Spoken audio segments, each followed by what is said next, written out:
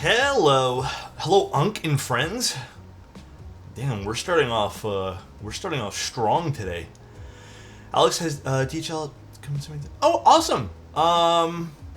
Yeah, Sushi. Let me know what you want to do. If you want to do another keyboard, I don't know what's going on, but I'm glad you got compensation. That's awesome. Hey Ace, how you doing? Hello to the sexiest man I've missed. What's up, dude? Keycult alive. What's up, Lamb? Howdy, howdy, howdy. What's up, Daniel? Hello, everybody. Hi, Hugo. Hi, Albert. Omar, I missed you too, buddy. Dart, what's up, dude? Hello, everyone. Make sure you put your vote in my channel, sir. Vote. Honestly, guys, I've been kind of out of it the last, 12 hours, so... Took you a second? Yeah, Omar, I've been out of it. I'm well rested and stuff. I feel like too socialed out, you know what I mean? I ended up going to that mouse launch for tens yesterday. I got invited by One of Zero, so I went there, and then I spent some time with the One of Zero crew. I bumped into everyone. I was honestly it was too loud. I couldn't hear anyone, so I was already struggling to talk, hence why my voice feels a little bit kind of raspy. So I said hi to some people. I think I'll just wait for the Manta and have you built it with custom patina. Hell yeah, dude. I'm down for that. I'm so down, bro. Hi, Watered. How you doing, bro? I don't know if you can answer this, but has re-releasing Keycult's been a good move for Keycult, like big audience and all that? I mean, I think that's an interesting question.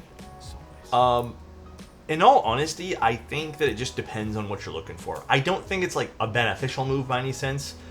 I think it definitely helped people add to their collection, which is really good. Like, it's nice to see people who have been wanting that particular board finally get the board, you know what I mean?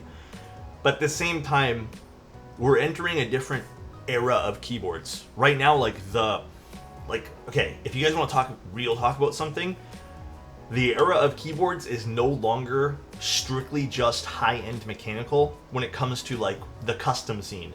A lot of people are looking at other options now, even more budget options that, kind of rival what the $400 or $500 keyboards were 4 years ago.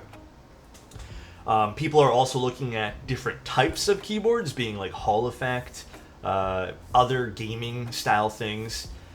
So I think there is a lot of options that people have on the market right now, that they're not just going for the really expensive hype thing. Now, does that mean the expensive custom stuff is dead? I don't think so at all. I think it's still alive and well. But I think there's just so much diversity in keyboards that it's not really is Keycult doing well? Because I think it's a bigger question than that, you know? We're at the age of keycaps are much more expensive than keyboards. Yeah, some of the keycaps are more expensive than keyboards. So there's definitely that too. But I think, like I said, I think there's a lot more options on the market and ways to build things that not everyone wants the chase keyboard anymore. There are so many interesting things you can do. And again, with the advent of Hall Effect stuff really going mainstream, more people are looking for Hall Effect stuff. It's the truth. You know how many times I get asked about Hall Effect things? Or just gaming keyboards? Which I think, man... My thought process on this, as someone who uses a lot of Hall Effect as well, and had been really into the analog scene a little bit, I think it's a little overblown. I think the want to go for something Hall Effect is good, but it's not the definition of skill. And I think there's this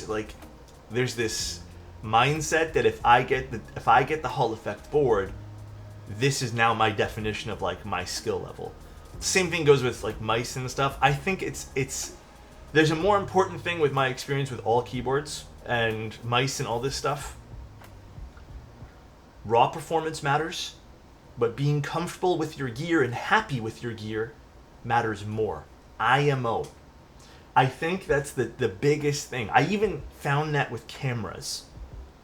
Right? With camera gear too, I found that if I'm comfortable and happy with the camera that I'm shooting with, I end up being better at the thing I'm doing. Same thing I found with keyboards. The moment I found something super comfy to game with, the raw performance of something suddenly becomes almost second to what I'm looking for, because I have some crazy performance keyboards, but I don't use them. So the Lucky 80 didn't have something like the QK80, by the way. What do you mean by that, huh? Built my Agar this morning, plateless with MX Brown, long pull swap. This is fun, PC purple. Dude, hell yeah. Yeah, I'm becoming a big fan of light tactiles as well. Tactiles have slowly been coming in my my rotation again. Have you thought about teaching a photography class? I can only probably teach product photography, and very minimally. All of my photography, like what I learned in school, was mostly just like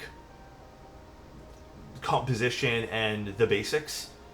Everything else was self-taught, just like over the years of just learning. So 100% I switched to Fuji, and it's the first time I've enjoyed carrying a camera. Yeah, I mean, dude, that's what I'm saying. Like even with the peripheral space, it's the same for me. Like, it's the same thing. You have to enjoy what you're shooting with. You have to enjoy what you're gaming with, and you'll notice a big difference. Now, I do think performance matters. Obviously, it does. Like, if someone has a huge advantage on you, but I think with the gaming space, anyways. Actually, I don't think I've ever told you guys this story. I used to play a lot of Counter-Strike Source and Counter-Strike 1.6 way back when. I was actually on. I don't even remember the team name. It was, actually, how long ago was it? It was just a long time ago. But I was actually on like a, I played competitively. I was in a league. We did pretty well. But, yeah, back then, like, we didn't, like, I don't know. I feel like if I were to look, because I have looked at some of my old videos that I used to take way back then versus now, and I just feel like I cannot compete with 15 years, 16 years ago me versus now. So it's one of those things where I do feel like you have to just know your game and be good at your game, and the gear to me has always come second. Sora, thank you so much for the tier 1. I appreciate it. Thank you. Really, really appreciate it. But yeah, I don't know. I think that's my long answer to your question about the Keycult thing, by the way. I kind of got carried away, my bad. I don't know where I was going with that one. Unk Confessions. Is there a GMK mods that can pair with GMK WAB Alpha? I'm not too sure, Lamb. But what do you mean by that, actually? Like, are you saying, like, you want WAB mods too? Do you still have a tactile board you love? I have, okay, it's not with me at the moment, but I have an old Mechanist board that I put Holy Pandas in that I think is, like, lovely. But it's pretty nice. I think that's, like, my favorite tactile board. And then, actually, the recent use of Gatoron Type Rs in the few boards that I built them with have been absolutely insane. So, for real, I stopped buying performance stuff. Hype when I see my when I see me kick my ass. Oh, by 8-year-olds. Yeah. I mean, dude, it's really just how much time you're willing to put into something. And there's also natural skill level. Like, everyone's different, bro. Everyone's different. Like, no one. Some people can pick up on things instantly and can master things almost immediately. Some people need, like, years of training. Like, it's just, people are different. We're all going to be good at different things. Same thing goes with, like, what we like, you know? So, I don't know. But yeah, how did your Saturday go? So, quick little thing, guys. The reason why I'm doing this stream so early is because I was like, you know what, maybe I'll go do something outside really quick, run some errands. I stepped outside for 1 second. I said, okay, let me put my slippers on and let me go outside really quick. Let me just, like, walk into the middle of... I got 3 steps outside and I turned right back around and I went back inside and I said, I'm not going to leave the basement today. So that is pretty much my adventures today. It's going to be streaming and cleaning down here. I'm going to try to, like, just not do anything outside today. Maybe for the next 3 or 4 days, to be completely honest. I think I do have to leave my place on Monday to go pick up some stuff. But yeah, we have a full-on heat warning in effect. So that's good, right? We have a full-on heat warning. Does it say what it feels like outside? Oh god, I don't like this app sometimes. Hold on 1 second, guys. Well, it says feels like 31, but it's It's 30 Celsius right now. It's going up to 32. I'm pretty sure it feels hotter than this. Like, I think this app is lying to me. There's no way that this feels like 31. Where did the feels like go? Here it is. I think it's going to be... Oh, yeah, it's going to go higher to feels like. So, yeah, I think it's going to be nastier outside. Thanks to you, Alex, I put my order for the DK1. Hell yeah. Honestly, I think a lot of people are going to like that board. Macaroon, thank you so much for the tier 1, man. Thank you, dude. Hey, how you doing, bro? Dude, I am not, like, I know it's boring to talk about the weather, but, like, bro, it's kind of scary that it's this hot outside, I'm not gonna lie. I don't remember the last time it felt this hot. I feel like it's been years. Maybe longer. But yeah, it was nasty. The humidity felt like I was swimming outside for all of, like, the 3 seconds I was out there. I'm not looking forward to it, bro. On hand, Crispy? I'd have to go find one. My streaming room is kind of a disaster right now. I've been kind of absent-minded the last little bit, if I'm being real with you guys. I've just been really tired. Like, I've been doing all the same stuff I've normally been doing, but I've just, I think I kind of hit a wall with, like, what I'm capable of doing right now. Like, I think I've realized my limits, and I kind of hit them. So I think I've been pushing myself a little too hard the last, like, especially the last year, mixed in with, like, you know, adult stuff. So I think I'm seeing that now. Loving cheapo keyboards are now consisted of aluminum and not plastic ones. Dude, I agree with that, Mac. It's true. Though it's still available as an option for extremely cheap options. Yes. Looking to get a split keyboard, but QWERTY is a bit too expensive. In South Africa, any suggestions? I have some other vendors you can check out on my vendor list. I don't know exactly who's selling what, though. Like, and how cheap that would be. I'm not really too familiar with, like, how shipping would be to South Africa. So, is there any... I swear to God, there was, like, 1 or 2 vendors in South Africa. I think. Maybe I'm misremembering. Produced 130 hours in the last 2 weeks at work. Dude, Ardang. The burnout's real, bro. Like, the last week, I think I put in less time working. Because the few weeks prior to, like, setting up things for work, I was doing the same thing. Maybe not nearly 130. Actually, I don't even know, because I don't keep track anymore. But yeah, dude, it's crazy. Like, it's just too much. I like the Orange Beast X. Nice mouse. Are you a mouse enthusiast? I'm becoming one, slowly. Although, I say that. I play mainly Overwatch. I've been playing the new Stadium mode. I think I've hit nearly the top ranks in Stadium now. I'm loving Stadium. I'm like... I'm not going to toot my own horn. I think I'm pretty good at Stadium. And then I've been playing a lot of Tarkov, and I'm considering getting back into, like, I don't know. I kind of want to play a Battle Royale again. So I don't know what I'm going to play next. But yeah, right now my mouse that I've been using the most is actually a Ponage mouse. Although I still think out of all the mice I've used so far, the Endgame mouse is the best one. There are some brands I still have yet to try. But I think right now, here's my rankings. Endgame, number 1. I think that shape, that whole, I don't know, the feel of that mouse is, like, perfect for me. It's, like, the perfect middle ground of weight. Number 2, I want to say the Sora V2. And then number 3 is the Ponage CF. I think that's, like, one of my new faves. In fact, I might even bump that up to number 2 soon. I've been really liking that one. And then this I haven't gamed too much with. I'm really enjoying this overall, but I haven't played it too much competitively with this yet. So I'm going to see how I like this in a bit. Although, not going to lie, I like the way this looks. So I'm been using it on this setup. Haven't really been gaming much on this setup, but...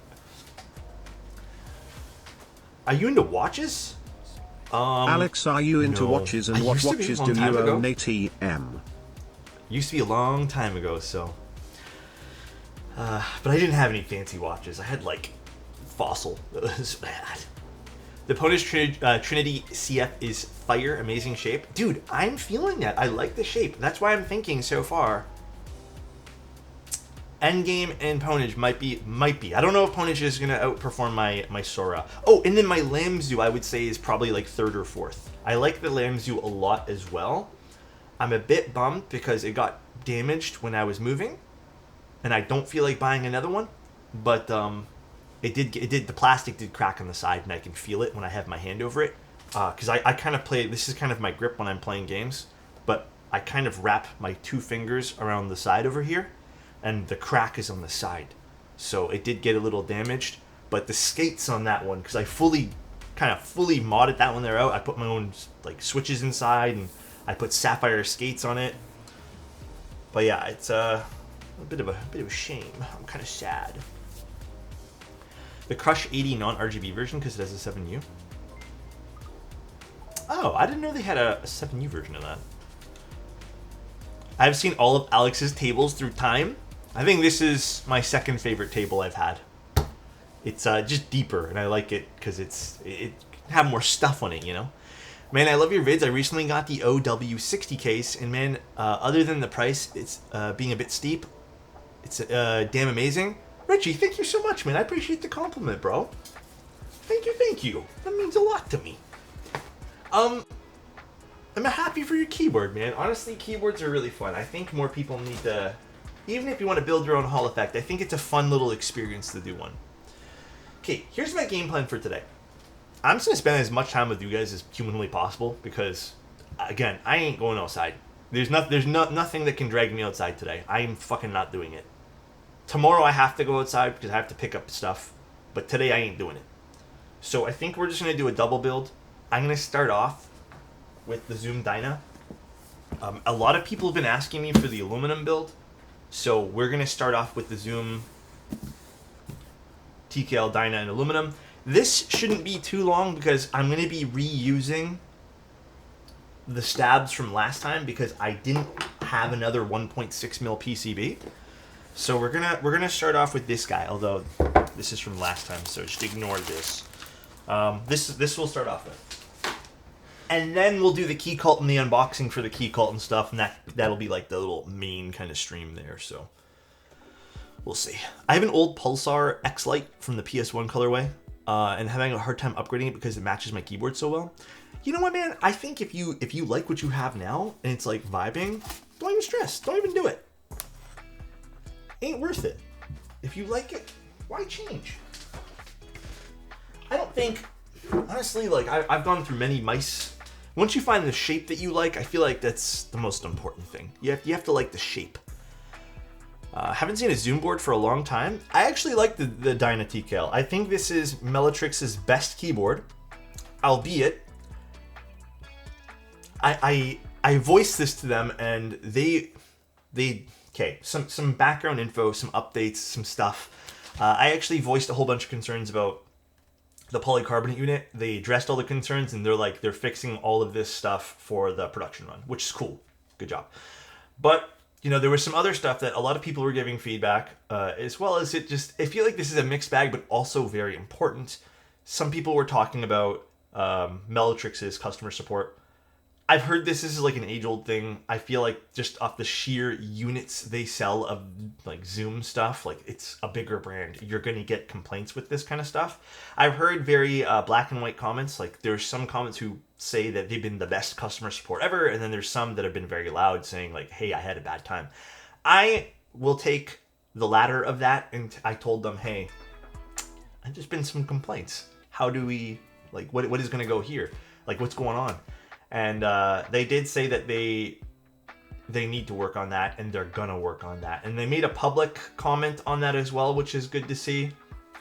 I mean, hey, if that's a change that they're gonna stick with, I applaud them. If not, then we'll know for, I guess, some time to tell here. But I really hope so. They seem very like adamant about fixing some of their CS support. But I did bring it up. I told you guys I would, so I did. The other thing that I didn't really have a chance to talk to anyone at length, but they're well aware of, I still don't really understand what's going on with this whole, with every brand it feels like these days. Not every brand, but most brands. I don't really understand what's going on with this whole QMK compliance thing.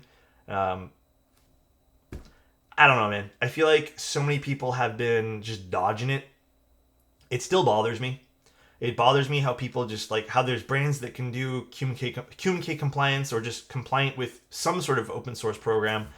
And then there's some brands who just like avoid doing it, and then they say we can't do it because X, Y, and Z because of wireless stuff, when there's obviously some brands who have.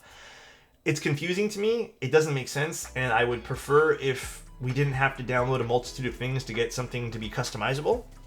So I'm still hard stuck on that, and I would, appreciate if brands start to figure that shit out a bit more. But what do I think I'm doing for 100K on YouTube? I was gonna do a big giveaways thing on Twitch, just like live streaming some giveaway stuff. It just so happens it aligns well, and I think that would be kind of fun. So I don't really have. I'm pretty like. I feel like I'm pretty like low key when it comes to like celebrating things. I'm not really a celebrator. Like I appreciate everyone, and I do tons of stuff outside of just like milestones. Like I try to give away a lot of stuff, but I'm not really. I don't know. I always feel a little weird when there's milestones because I don't like the focus to be on me for accomplishments or something. I don't like it. It makes me feel weird. So I try to do fun stuff outside of that, if that makes any sense. Are you aware Chinese PCB designers doing customs of it with Logitech's firmware and wireless tech work? Not really sure, Mac. I'm not really sure what that would mean though. Like they're modifying Logitech's firmware? Afternoon, Zan. All right, let's open this guy up and start building the aluminum version. I already took apart the polycarbonate version because I needed to get into there, but the catch bolts are very, very, very strong on this. But yeah, tons of people wanted me to build this, so here, I guess we'll build it. Oh shoot, I forgot my screwdriver kit upstairs. Give me one moment, guys. 1 second.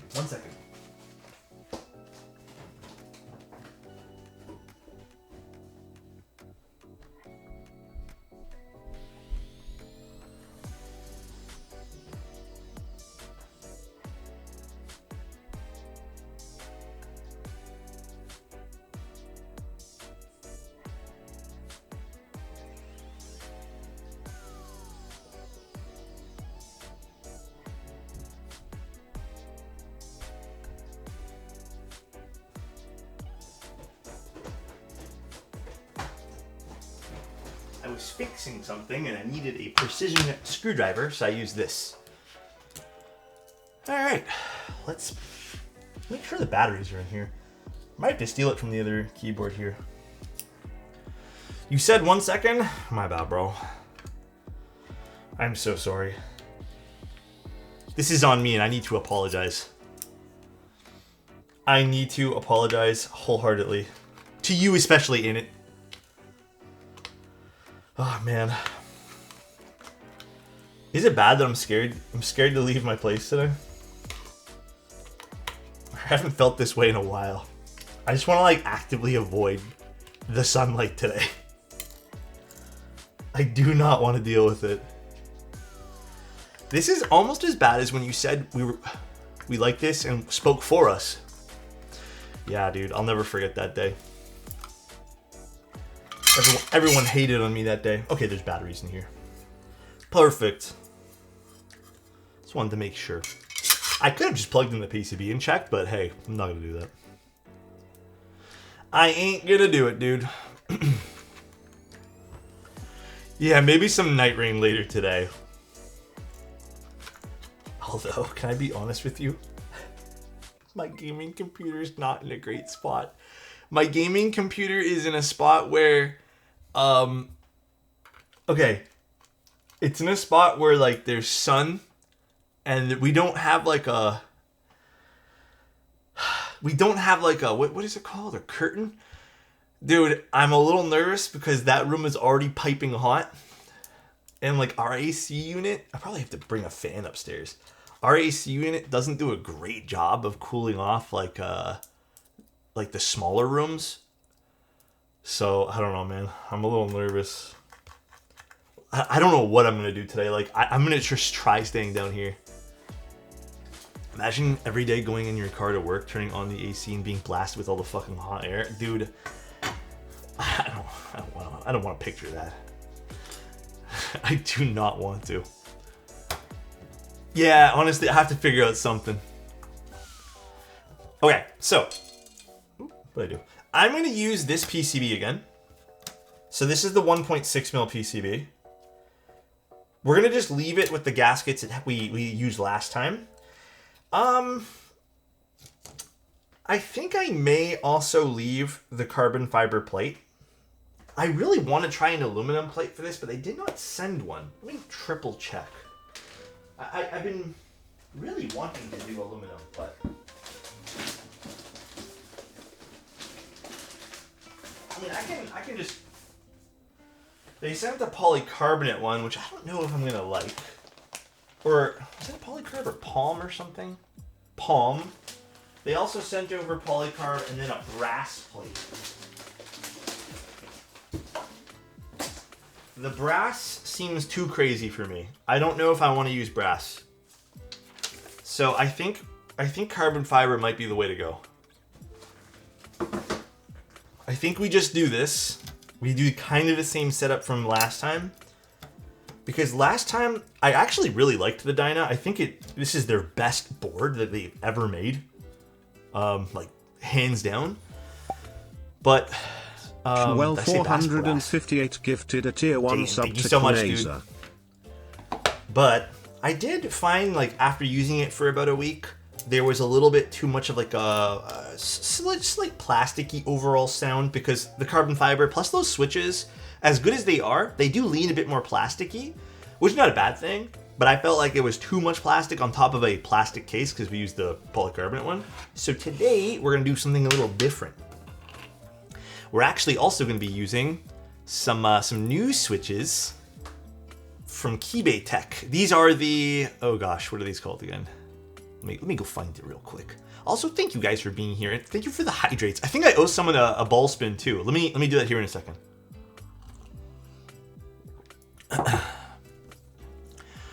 These are the, what are these? The Gun and Rose switch. So these are a linear switch with an L4 stem. 21 mil spring, long pole. They're supposed to be a bit more of a mid-range sound profile, not as thocky apparently. So we're gonna put this to a test. So used to YouTube videos, I paused you. Dude, I do the same thing, man. What time is it there? It's 11:50. Like I said, guys, the reason I'm streaming this early is because I don't want to go outside. And I had nothing to do. Like, my morning was supposed to be something completely different. And when I took one step outside, I said, ain't no way I'm dealing with this today. And I was bored. And I was like, you know what? I'm just going to start streaming early because everything got messed up streaming-wise this week anyways because the DHL strike. So now I'm here. So, that's my story. Dude, is it, like, hot everywhere around the world today or something? Like, what's going on? Also, I'm butthurt because I washed my car yesterday and then it rained. That's actually a bad feeling. Did you try the Lucky 65 V2 foamless? No, I think we did actually, and I didn't like it foamless. Or I did. I think I did afterwards, or sometime after. The Lucky 65 is a good keyboard, but for the price that, like, we get charged here in North America for it, I don't know if it's a board that I would run out and go buy compared to some other things. But I've heard from everyone else that the Lucky 65 is like half the price in Asia or something like that. So if you guys are getting it for half the price, then fuck yes, it's a good keyboard. But I'm not getting it at that price, so like mine was retail. Mine was retail. So it was one of those. See, this is exactly why sometimes I don't stream on YouTube, because you got guys like Goho asking the dumbest fucking questions because he's a fucking loser. So let's just ban this guy.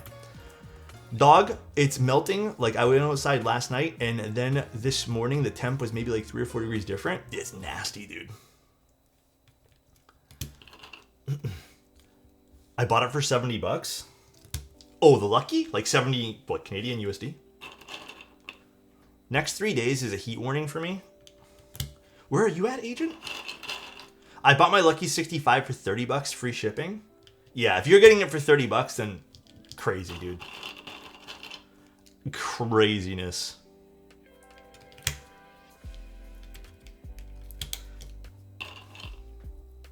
New Jersey? Okay, so you're not that far.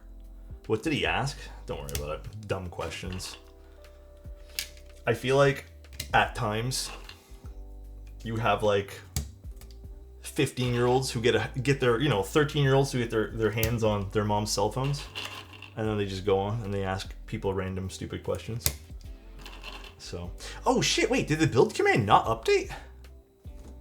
I hit update. Maybe Stream Elements is having problems today. I mean, I'm smacking update right now, so. Oh well. Which switches are these? These are Gun and Rose switches. Tape flex cut is a good way to make the keyboard better. It's a way of modding a keyboard. I think better is subjective. Like, I don't know if I'd want every single board in my collection to be tape modded. And I also don't think like buying a keyboard and then having to do aftermarket mods these days is super acceptable, in my humble opinion. So, I still wish the WWED Diamond... Dude, I also wish that, JN. Always. Every day I'm kind of wishing. But they told me they're not making those anymore, unfortunately. Kind of a bummer. Do you think custom mech keys will make a comeback to its prime time? I think I kind of dabbled in talking about this. I don't know. Do you guys think so? Like, I think keyboards are still super popular, but I also think like we're not currently like North America, the world, maybe the world. Like, we're all kind of feeling it right now. Like, a lot of people are, you know, we're all kind of like, you know, I don't know, you guys, I'm feeling it. Like, things are just more expensive right now, and you don't have as much disposable income for fun hobbies. And this goes for not just keyboards, for like literally everything. So I don't think it's going anywhere. But like I was also saying earlier, like keyboards have kind of diversified a lot. I don't know. I feel like it'll never go anywhere. It'll always kind of transform into something more fun, but yeah, I just think the state of the world's a little bit. But keyboard's literally going to be cheaper though? Well, it doesn't really matter, because if someone's struggling to pay the bills, it doesn't matter if the keyboard's $50 or $500. Like, there's no room to buy it, you know what I mean? It makes no sense from like a logical perspective to pick out something that's going to put you deeper in a hole. But I don't think it's going anywhere though. I don't think the hobby's moving anywhere. I'm not really impressed with Melatrix's old cases in terms of sound, but they nailed the look. I actually like this one here more. Gargle, what's up, dude? By the way, how I said what's up to you today? Are you feeling it now, Mr. Krabs? Are you guys? I don't know. What do you guys think? Honest question. Do you guys think the keyboard hobby is in a healthy spot right now? I don't know. I want your guys' opinion, because like I can only see one side of it, because I deal with one side of it, so. So it's totally up to you guys. Also, let me know if the music's too loud. I've had more people than ever asking me to help them build a custom key, but at the same time, equally as many people tell me, hey, I just don't have the money for it right now. Yeah, it's crazy, dude. It's not very fun right now, so. People say the hobby is dead just because the pandemic peak is over. The hobby is still very much alive. Dude, it is. But you know what it is too, man? A lot of people, they see that like pandemic peak because it was just everyone talking about it. Like, I feel like people are still doing keyboards, just not as many people are like more vocal with it. So my go-to switch right now? I don't know what my go-to switch is. I feel like my go-to switch right now is probably MX2As. Hobby popping off with Bowl, about to pop even more off with cool NK switches and Whiplash keyboards. Actually, that's what we're going to be using for the other build today. So, Yeah, we got actual music now. I upgraded, guys. I'm gonna speak out on this because I'm a little disappointed, but the lo-fi girl thing kind of bummed me out. So I went out and actually got like actual music now that we can use and not be like copyright strike, hopefully.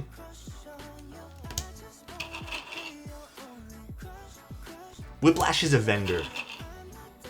I personally feel like there aren't as many off-the-wall keyboards these days, or at least the last weird board design was probably 1400 USD Noir. Oh yeah, that one. Well, you know what I think too? I don't think there's a lot of... You make a good point. I don't feel like there's a lot of craziness, but I also feel like the direction of the hobby has been going in a how can we get this keyboard but cheaper kind of thing. Like it's kind of going back to that, but I also feel like there's been really good high-end designs. I think more people have been really into timeless stuff these days. This is the Ada from Geist. Do you see Scrubs open a poll for a keyboard design option? I didn't. He was saying that earlier. I have not. The keyboard hobby is still alive, but right now IMO, it's just right now everything's expensive and people are getting paid less. I'm with you on that, Richie. Like, I just think it's really difficult for people to like justify keyboards. I mean, dude, again, not just keyboard stuff. I think it's literally everything people are finding difficult to justify.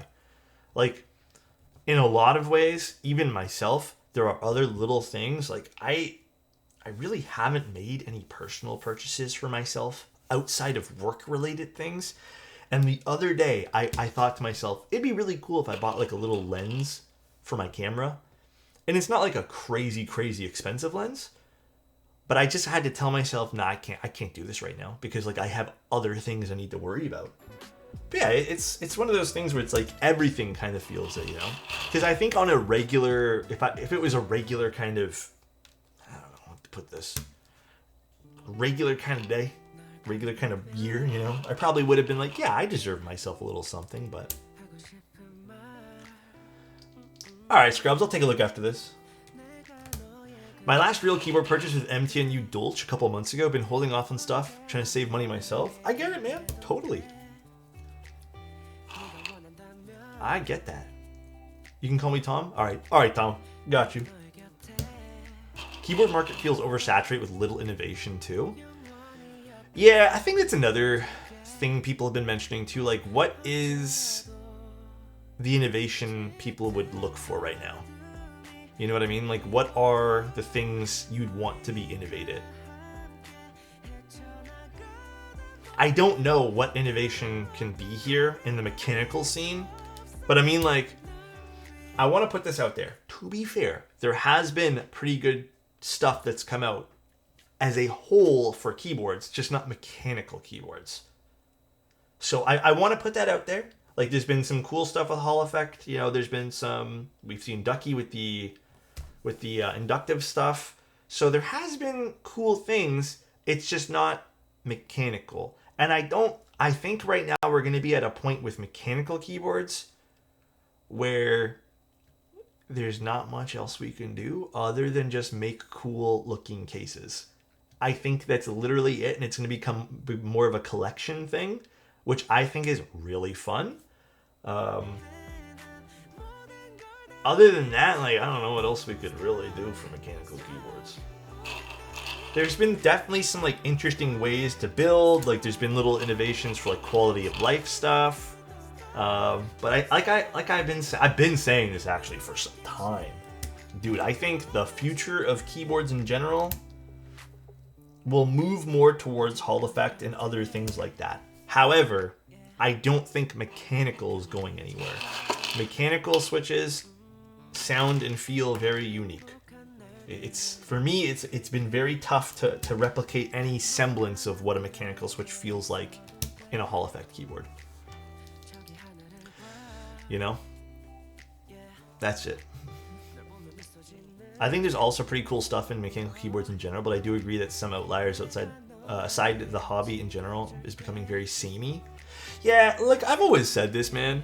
Keyboards for me have always been like an expression of like creativity for me and a cool desk accessory. I've never actually personally like looked at a keyboard and been like, yo, the innovation. Like there's been a few, but at the end of the day, like the novelty for even some of the innovation kind of quickly fades away. Because at the end of the day, the keyboard still types and feels samey. It's just different innards, you know? Different ways to maybe build things.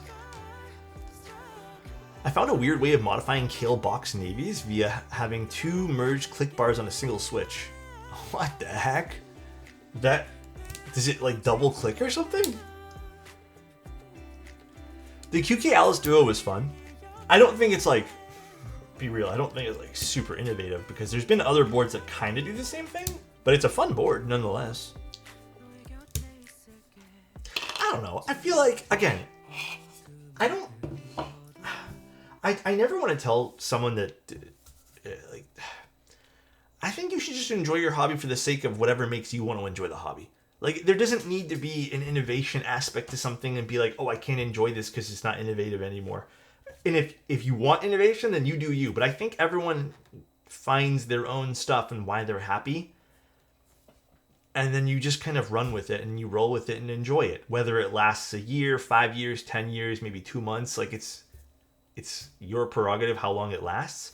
But yeah, it doesn't need to be some special reason why you're into something. It could just be that you're into it for the looks, for whatever. If there is a special reason, then go for it. But I don't know, I've always thought that. Hi Sumo, how you doing, man? Good morning to you. You can upload the sound profile in the future, Alex, and has speak. Wait, what happened? You can upload the sound profile in the future, Alex, and has speakers. Wait, what? Addicted to the clack? Some of us are. Some of us are. All right, let's try to nicely put this in. And I hope everyone's staying cool today. Oh, I forgot to put this.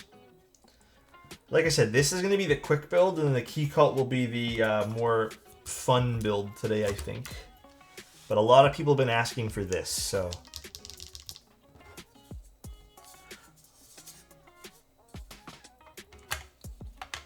Do you skateboard at all? When I was a little bit younger, I did, but I have not skateboarded in quite some time. I do have a skateboard, though. It's just not built.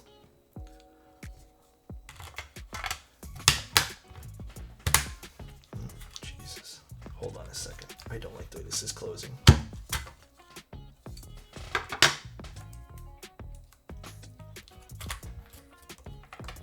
The one thing I will say about this is I don't love the way this gets put in here, but you kind of have to fiddle with this one piece.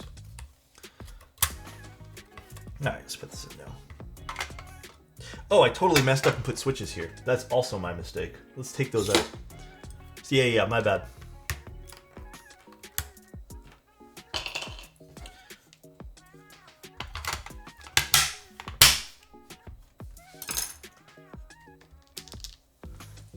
Alright. Let's plug this guy in.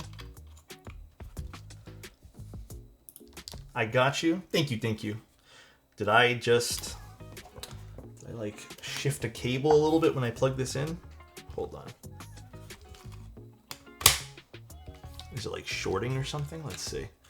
You're so fun to watch, man. I always watch your videos, but never live. Thank you, Ron. I appreciate that. I think it is shorting or something. Dude, the only other gripe I have about this board is the catch balls are insanely tight on this keyboard. Is something shorting on this? It very well could be, and I might need to put that plastic piece down. Because this is an aluminum one now, so maybe I have to do that. Let's just grab this and put it at the bottom. I don't know if it was this piece, but we'll just put this piece on. Do you feel like there's too many switches in the hobby? Yeah. Switches are the one thing I've never quite understood, why there's like 17,000 bajillion releases every single month. So, there's a lot, man. There's a lot. Oh wait, maybe I do need that other piece. There's too many sometimes, I feel.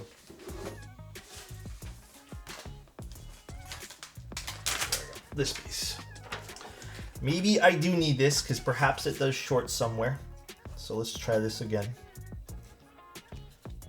AM stream with coffee goes crazy? Dude. Honestly, I need another cup. I'm not gonna lie. How long did it take you to start noticing minute sound differences? I'm new to the hobby and can't seem to tell the difference that you clearly notice. Experience comes with time, man. Never rush those type of things. Like, and you know what? Everyone's ears are a bit different. For example, like there are things that I can't hear that maybe my girlfriend hears or something like that, you know? So everyone's ears are a bit different too.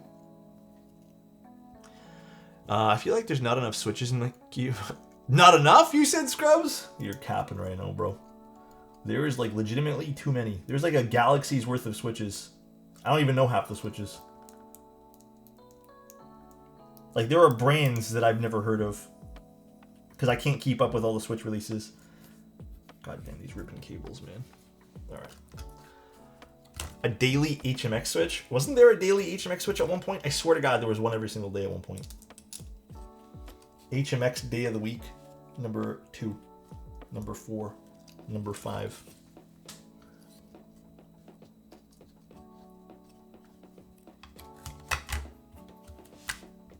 Alright, let's see. So nice. It's Modest. Been a while since I've been able to catch a stream. Glad I could today, Alexotos. Thanks for being here, bro. Appreciate you, dude. Ah, there we go. Guess it was shorting. Thank you, man. If I had to pick one between the F1 8X and the origami, dude, I really like the origami. I'd probably, if you ask me, like, right this instant, I'd probably pick the origami. But you know what? I'm building an F1 soonish again, so maybe I'll have to, like, readjust the way I think. Ultimate Switch? Hey, Alex, can't believe it's 9 plus 10 months already. Love you lots. Kissing face emoji. Kissing face emoji. Thank you, dude. Kissing face emoji. Thank you, bro. I appreciate that. And see if you're a real one.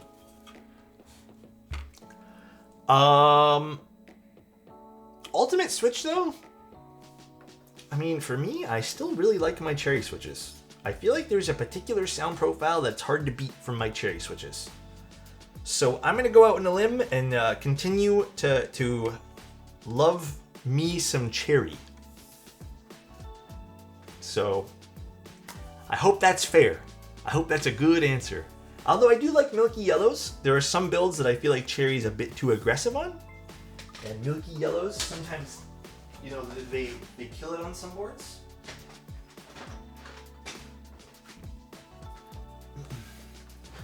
Yeah, I'm excited to see that too, to be honest, Sumo. How much? Oh, that's a really interesting question. How much would you say your daily life revolves around keyboards? Is your keyboard hobby, professional life, taking over other hobbies? Whoa. I kind of like. I'm a serial hobby person. Like I will stick. It's weird. I used to think the other way. I used to think like I would jump from hobby to hobby. I actually think that when I fall into a hobby, I fall into it hard, and I just like diving into all the minutia of a hobby. Some hobbies don't last as long. The caveat to this is I think good community matters a lot. To answer your question, I think I'm very into keyboards, and I think my daily life revolves around keyboards a lot. But it's not about the product itself. It's about the people in it. Like I have met some of my now closest friends because of keyboards, if that makes sense. So I would, and we still talk about keyboards. Sometimes we don't. Like there are days maybe where keyboards never get brought up, but I would still say that yes, like keyboards have become more than I'd expect it to be. I don't know the right way to word this. But yeah, and I think it's literally because of community. Like when I was into audio, for example, the reason why audio did not last long as a hobby was because the community at the time, I'm not sure about it now, but I just couldn't get into it. Like the community was too hostile and I just stopped caring. Do you notice yourself, I do actually, do you notice yourself paying more attention to keyboards that are in movies? Bro, don't get me started. Yes, sometimes I look at the keyboards and I'm like, hey, that kind of looks interesting. Yeah, dude, I definitely do that. 100%, man. I hate admitting that, dude.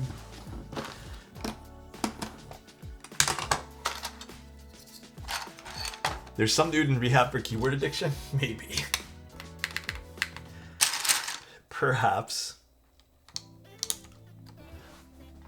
Video games, I do that too. Sometimes I look at the keyboards in a video game and I stop. I was doing that in Tarkov the other day because there was like a keyboard there, although it was nothing special. I kind of stopped and looked at it and I was like, would be cool if they put like a mechanical keyboard in here. I wonder if I could build a replica. I mean, that's a fun way to look at that too. I noticed the keyboards in Loki. Didn't someone also do like some like...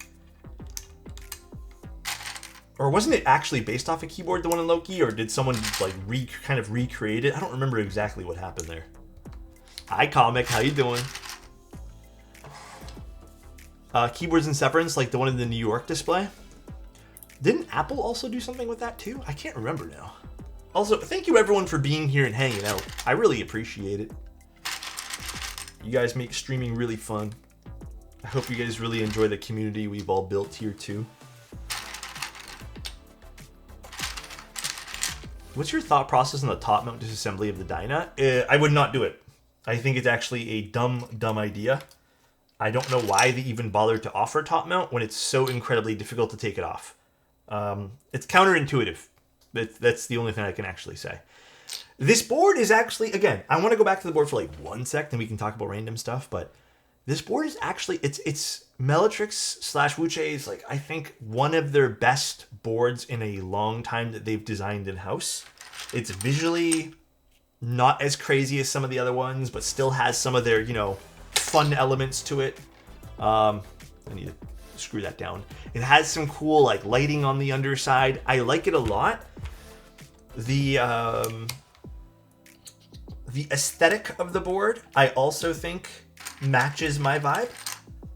The sound profile, even the other one, was a lot better and sounded more full and like you can do more with it. But yeah, there's still an aspect of this board that I feel like they could refine a bit more. But this is still, I think, one of their best boards. Are you gonna come to the GMK meetup next week? Unfortunately, no. It's just, everything's too expensive, guys. A little too pricey. I don't think I can make it out. And then also, I have so much other work I need to do too, like for keyboards. Like I'm kind of drowning it all, you know? So my goal always, as much as I want to hang out at meetups, like I love doing that stuff too, is if I make promises to people, I want to fulfill them, you know? And I've made some promises, like there's client builds coming up, and I want to get those done in a timely manner.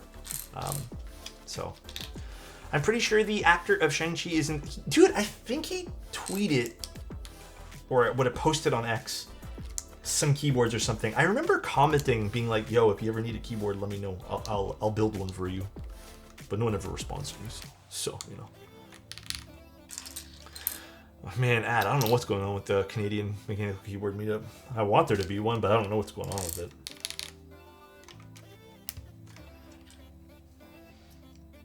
TKL kit looking for... Dude, Mr. Rainbow, check out the DK1 TKL. I just did a video on it like 2 days ago, 1 day ago. I think right now, actually, this is not bad too. If you want a fun kit, this has a little bit more like fun in quotations to it.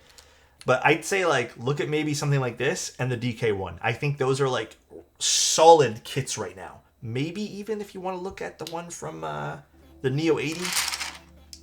Will you reject my client build for a TKL if I send you 90 different switches? No. If you want me to build that, man, I'll do it. I got you, bro. I will do that for you, easy peasy lemon squeezy.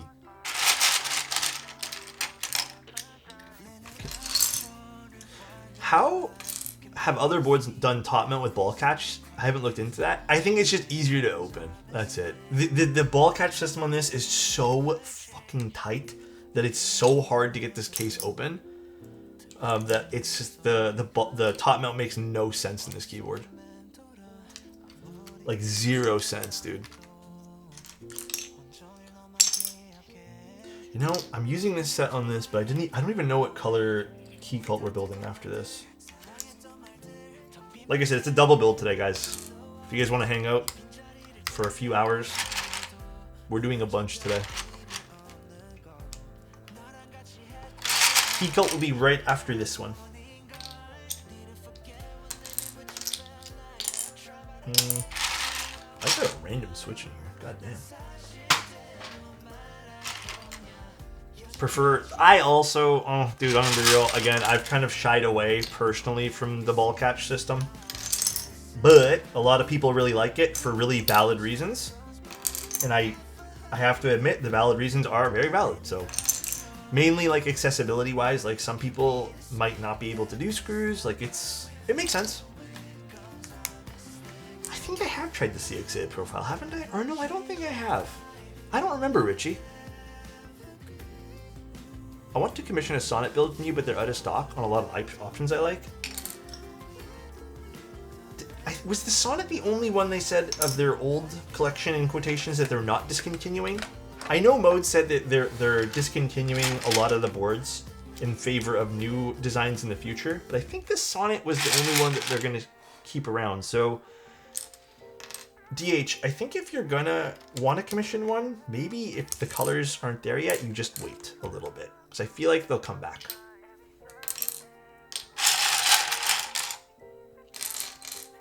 GMK Expo would suit it?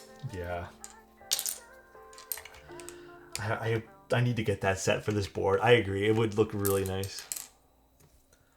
And question for you. What keyboard are you typing on right now, Annette? I need to know. I'm inquiring. Oh wait, no, let's just put, you know what? I'm just gonna put this here. Honestly, I don't remember all the keys that go here, so we're just gonna put a bunch of random ones. For a week. Wait, why 1 week? Membrane? No, it's the wrong profile. Okay, I'll fix it afterwards. I can't take it off my desk. Is it too heavy? I'm sorry. The iPhone keyboard has the best keyboard sound on any phone. Oh, I don't know, man. I actually don't ever think I've used my keyboard on my phone with the volume on. I'm not one of the... I think every time I get a phone ever, it just goes to vibrate, and then it never goes to like the speakerphone mode. I don't think I've ever done it. Like, listen, when I go out, I'm one of those guys that like, I care about people around me, that I don't want to be a disturbance to anyone, you know? I don't want to be like, yeah, my iPhone makes some noises and maybe someone has a headache. I don't want to be that guy. So I try to be like the quietest motherfucker when I go outside. And then it also translates to here. Like, I don't want to do it just because, like, what if like my girlfriend has a headache? I don't know. Like, I think of these things. So for me, immediately, I just go straight to vibrate only. No, I don't know. Can I be honest with you guys? This is something I don't know now. I thought I am pretty normal, like sounding like I think I speak in a normal speaking voice, but I've been told by a few people that I speak kind of loud, and I'm becoming a little sensitive to that now. I don't know. I don't know if I speak loud. You had a crazy Toronto accent lately? Ain't no way. Same vibrate only? Hate hearing people's other... Oh, dude, same. Like, I'm one of the... Sam, I care about other people. I don't want to, like, disturb anyone, you know? I just want everyone to feel good. I'm just like, yeah, you guys all need to feel okay. I'm glad we think the same way, man. GMK clones out there? I mean, I've said this many times over the years, but it's none of my business if people buy clones or not. What am I supposed to say? If people want to buy clones, they can buy clones. Do I support clones and people who rip people off? No, I think they're grifters. I think people who spend their entire life just flipping things and, you know, from retail price, like, for example, people who flip Pokemon cards and people who steal other people's designs and resell them, like, they're just grifters. And I have little to no respect for that kind of nonsense. So yeah, I don't really vibe with it myself. But you know what? At the end of the day, like, if you come to talk to me and you're a genuine, nice human being, and one day I find that you flip things or, you know, you clone things, like, am I gonna stop talking to you immediately? No. But it's if you buy those things, rather, not make them. If you buy clones, like, I'm not gonna stop talking to you. It's not my business. But I don't advocate for people to do it. You don't speak loud. You have a good range in your speaking voice. So some of you speaking just sounds louder. Yeah, maybe it is just the range in which I speak. You're right. Sometimes I feel a little sensitive because of it, you know. A little sensitive some days.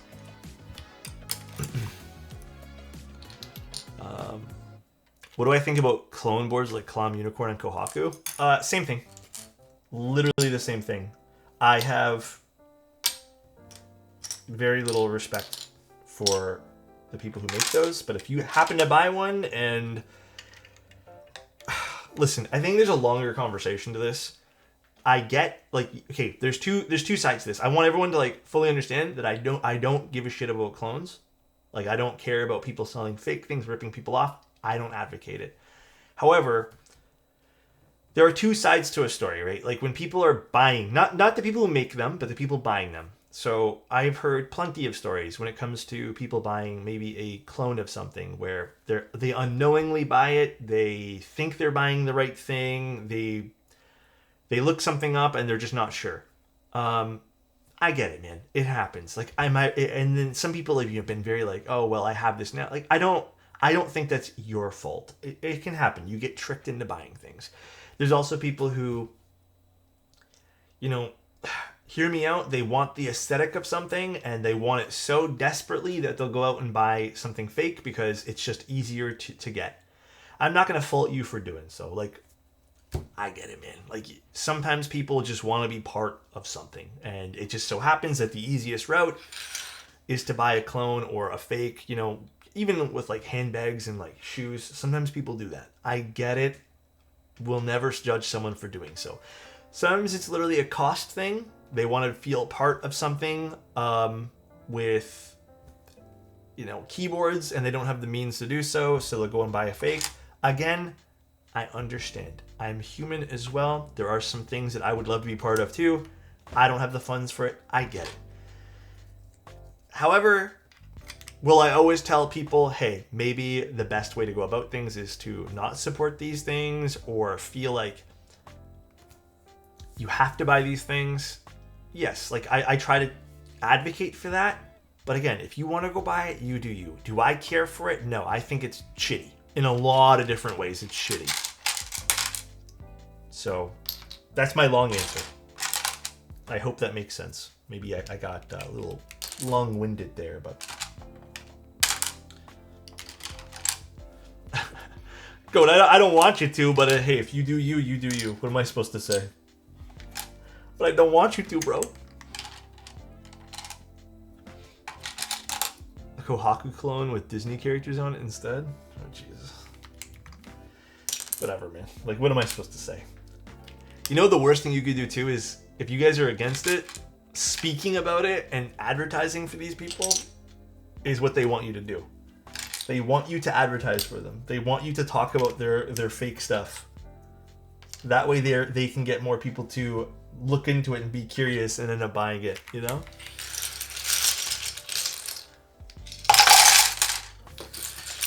Oh no, I dropped one. Wait, why am I putting these all away? I need more keycaps. Oh, jeez. You know what? I'm going to put this random one here, and I'm just going to find another random cap, and we're just going to stick it here. There we go. Boom. Same profile as the other ones. And then I'll put, you know what? What do I want to put at the top here? Let's just put this guy. I bought some Akko keycaps. I was very disappointed when it turned out they were clones. I thought Akko was a reputable brand. I don't know if Akko does clone stuff anymore. I think they've maybe shaped up a little bit. But I'm honestly not sure. It's a good answer for my question. Thank you so much. Anytime, man. Anytime.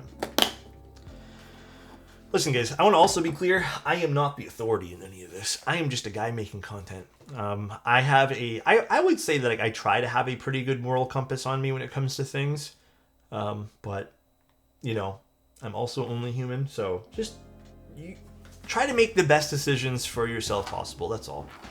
Where's the knob? I need to tighten it. There's a screw on it, and I just have never done that yet. So it's right here. There's this piece of plastic. You're the guy making content on Twitch, is that what you mean? Oh my gosh, no. There are far bigger content creators. I don't know if I aspire to be a humongous content creator. I just like doing what I do.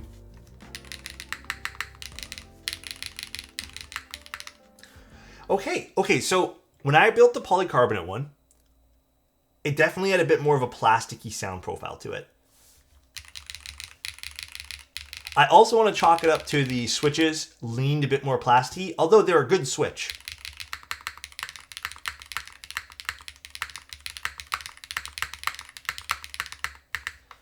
I do want to... Actually, this is nice.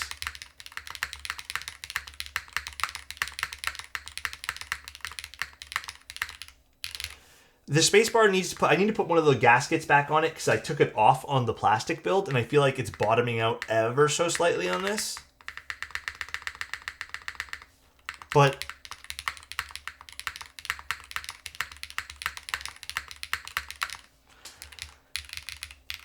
I think this is well-rounded. I think this keyboard works for me.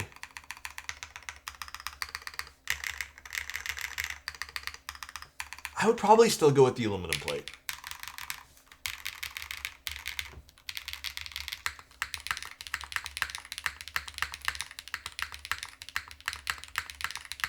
Well, it's also a carbon fiber plate right now, so keep that in mind. I think this is a bit better, though.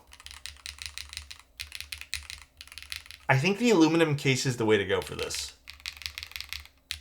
Yeah, the switches are also really nice for this, too.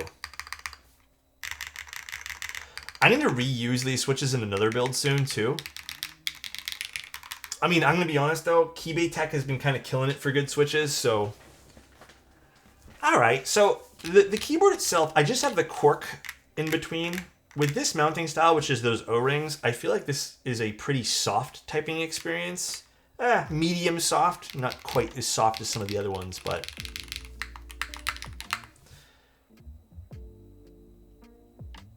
Alright, so I think the takeaways from this is I like the aluminum case a little bit better, although the polycarbonate case was really pretty to look at. I do think the catchball system is very difficult to get open.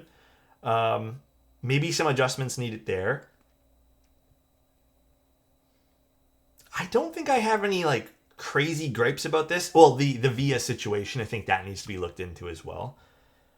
It's a pretty solid board. I like the chair lip. The overall design aesthetic of the board is really pretty as well. Like, I also really like the aluminum bottom with these lights is really cool, actually. I think that kind of looks like kind of futuristic. Again, I will say this is probably their best keyboard that they've ever released. I think the other designs have been a little too crazy for me in the Zoom lineup, with the exception of that one with the glass back. I actually really liked that one. But I think this is one of their best offerings that they've come out with in a long time. I think this also has the fewest things that I can possibly criticize. Really, I actually like the corner lights. I think they're kind of cool. I think they add some elegance to the board too. It's not just like a full bar of random LEDs. I kind of like it. Cool. The PC Zoom is great looking, but Alu sounds best. Yeah. I would also pick Alu. I'd probably pick, again, knowing how this sounds with the carbon fiber plate, I'd go with the aluminum plate myself. And I think you would have a very solid sounding keyboard. I think the top mount's also a stupid idea for this too. I would not have put a top mount on this. Cool. Well, that makes me happy. I'm glad we did this then, because this makes me confident in the aluminum version too. All right. Very, very nice. Happy we did this. Okay, now for the Keycult.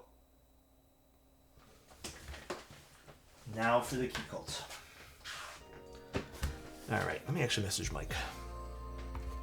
You're almost at 100K on YouTube. Well done. I don't even know what number we're at right now. I appreciate it though, guys. Really do. I very much appreciate it. You guys are very kind, very kind. Double keyboard build? Yes.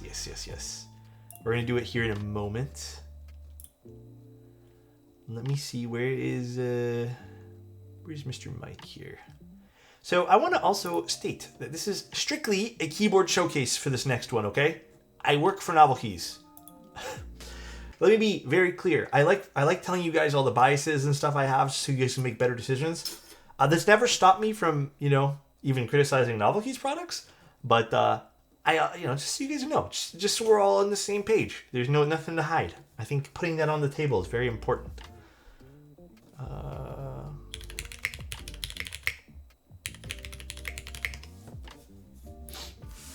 Alright, now I'm curious to see what Mike sent over. This is not final packaging from what Mike told me.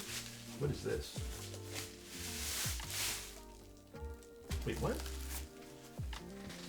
So this is the Keycult number 1 1800. So is this like a mid-frame? Oh, this is a nice purple already. Ooh. And if you guys want some TLDR, I actually have no clue what I'm getting today. Mike told me the thing, but I had some stuff going on family-wise last week that I kind of just glanced over his message. That's a really nice purple. I think this is the mid piece, like the little accent in between. And the weight system here. Damn, that's pretty. So what's this one here then? The cork bottoms were out? Oh no, pretty. How did you feel about the D1? Oh, dude, the DK1 was insane. Such a good pickup. If you guys are looking for a TKL right now, I think that's one of the strongest offerings. Oh, shit. Is this copper? Wait. I didn't know Mike was sending me this. God damn. This is still the best Keycult, in my humble opinion. Number 1, absolutely the best. I like the white feet on this. That's a nice touch too. E-coat, copper weight. This is heavy, dude. Ooh. I don't know if I want to use this purple piece now. Ooh. This is not a TKL. This is a 1800. We got a numpad on this bad boy. This is nice, actually. I mean, we've seen this design before. Gee, this is really nice. And it Aloe confirmed 1800 underrated form factor. Hey, dude, this is nice. This is really, really nice. Yeah, dude. What is the cost of this with the copper? I think Mike put it in Novel Keys news here. This is going to be expensive? Probably. This is a big chunk. Like, so imagine the copper. I'm not going to take it apart right this instant, but imagine the copper piece being literally all this. Like, this is a pretty fair chunk of copper. So, if we're looking for... with the copper, it's going to be hella expensive. And again, Keycults are already really expensive. It's in Novel Keys product news, but it looks like if I do the math quickly, 120. Hold on, let me just add all this stuff up. Where's the calculator? One second. 125 plus. I'm guessing. Well, this is the most expensive version I think I have in my hand. Plus 375. That's actually a lot there. Plus 35 plus 40. Yeah, this is like a $750 version. And then if you were to get a normal version without the big chunk of brass or copper, which I think more people will do, which is, if you guys don't know, this is pretty standard Keycults. Keycults never really came with a big brass or copper piece. Let's see, that would be 115 plus 140 plus 170 plus... Again, I'm doing rough math. I don't know what other pieces are going to be in this. So yeah, otherwise it'll be a $500 board. But yeah, if you want the big brass option, it's a big premium. Price-wise, you guys can make the decision there. Keycults have always been this expensive. It's not really... These are licensed products that, Novel Keys has to adhere by. So this isn't like Novel Keys took over Keycult, FYI. So just so you guys have a better understanding there. It will cost $1,800? I don't think so, but we'll get the scale too. We'll get the scale. Hold on, let me go find it. I'm kind of curious too. I want to see what this thing weighs. Where did I put my scale now? Oh, is everyone just vibing today? Is everyone trying to avoid the heat as much as I am too? That's a great question, huh? Great question for me. Hiding in the... Yeah, dude, honestly, fuck it. I'm not going outside. The EU price changes for 21XX? What is the price change? Honestly, that's a very expensive board, though, so...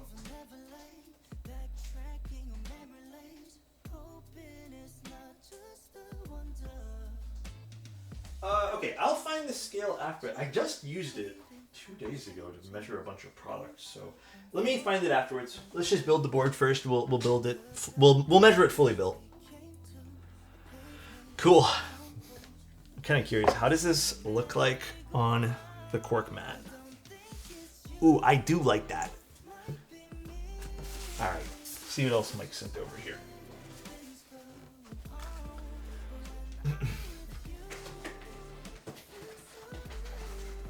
Unrelated to the, or sorry, they went from 850 to 800, now 750. People were calculating taxes and stuff. Still waiting to buy mine. Oh, did they mess up the prices or something? Oh, Mike sent a few different plates, but we're just using aluminum because that is the classic way to build this. I hope I got a soldered PCB. No, I just got a hot swap. It's okay. And we're building with a hot swap PCB today, and there's the gaskets here. Got a new lens for my Sony. Which lens? Yeah, it's too gross. I would not go outside, man. It is too hot outside.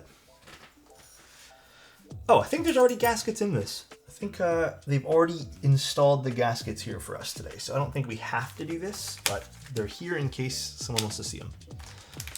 And here is our PCB, designed by the one and only Yonkar. Yeah, this is the copper base. This is the most expensive base. This thing nice. Feel real nice. I'm chilling my fave keyboard streamer. Thank you, Daniel. Appreciate you, man. Again, expensive unit. So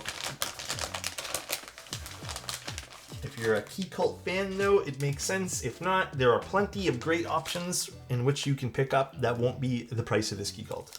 Does the price make sense? I mean, it follows in line with what Keycults are normally are. We've talked about this even in the last Keycult build that we've done. It does make sense if you're following the price point of Keycults. These are licensed products. It's not, again, Novel Keys is the one handling everything, including production, fulfillment. The PCBs are now different.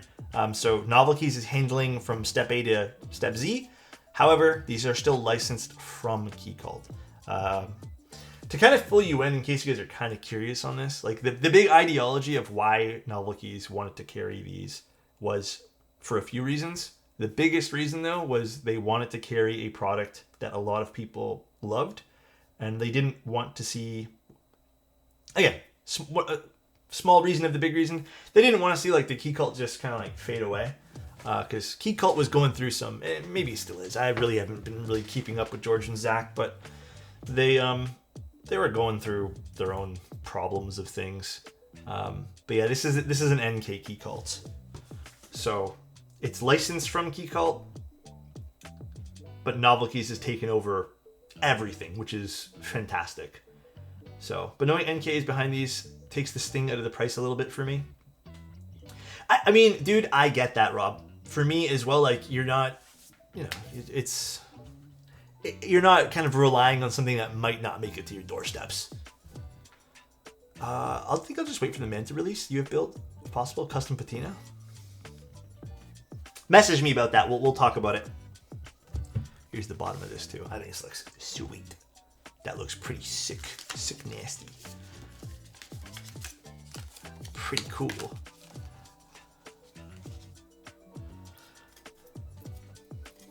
And got our PCB here. PCB, the hot swap option actually has a bunch of options, which is nice to see. Oh wow, we even have some options for the numpad here. Split backspace, 2 different bottom rows. Happy to see that. Very happy to see that. Although I think I'm going to build this very, very standard. This is with copper, but there is a full aluminum version you guys can go with. So it seems like the pricing is between 500 to 750-ish. Maybe a little bit more. Again, I'm kind of just basing it off of rough math really quick.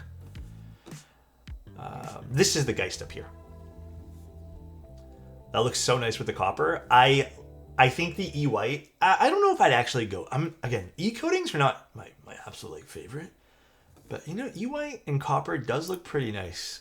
Although, there's silver, black, and navy. Oh, dude, you know what the other thing I gotta say this too? I'm so happy to see some normal colors. As much as I liked the other Keycult releases, I thought the colors were way too difficult to pair with.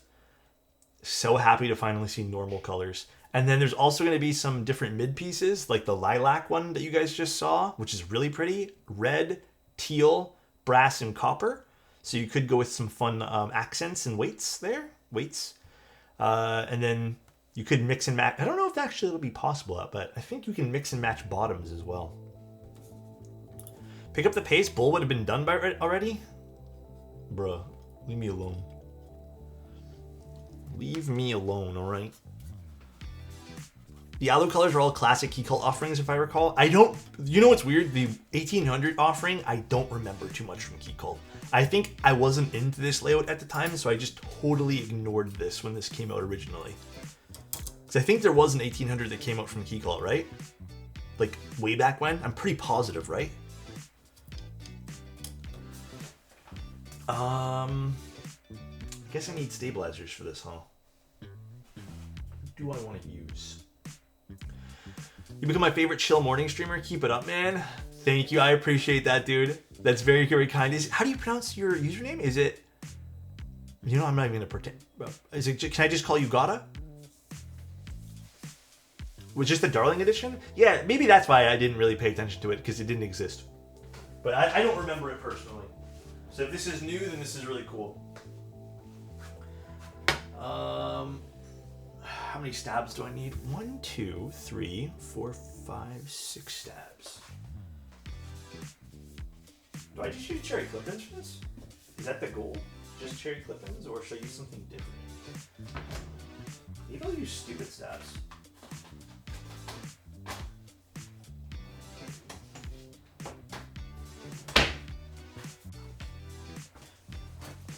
Do it stabless, like fried? Oh gosh. Thank you, Ron. Appreciate you, man. I think I need one more stab, right? Okay, I'll use these, and then I'll get one more stab. One more guy here from an open box one.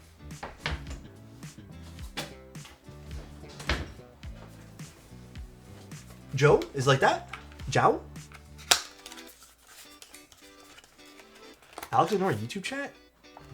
Actually, I've been pretty active on both, Sapien. It's harder to tell on the YouTube side of things is like when people are talking amongst each other. Because on Twitch, I like what they do where you can like at one another and it shows like a conversation as a thread. So sometimes I get a little confused. I said 6 stabs, right? I did, right? Yeah, I'm pretty positive. Pretty positive, dude. Alrighty, let's take some of these apart and lube them. Just no one does it? Oh. Makes sense, makes sense. Alrighty. Now, let's do this. Alright, we need lube, which I'm going to use this guy. And oh wait, there's no lube in here. That's good. I need a brush then. This guy. Alrighty, let's build this up. I do give you credit on being able to keep up with both chats. I'd be lost trying to do that. It's because I'm in a good mood. That's literally it. I think it's just because I'm able to do both today. Alrighty, let's get the wire out of this. And let's start taking these apart.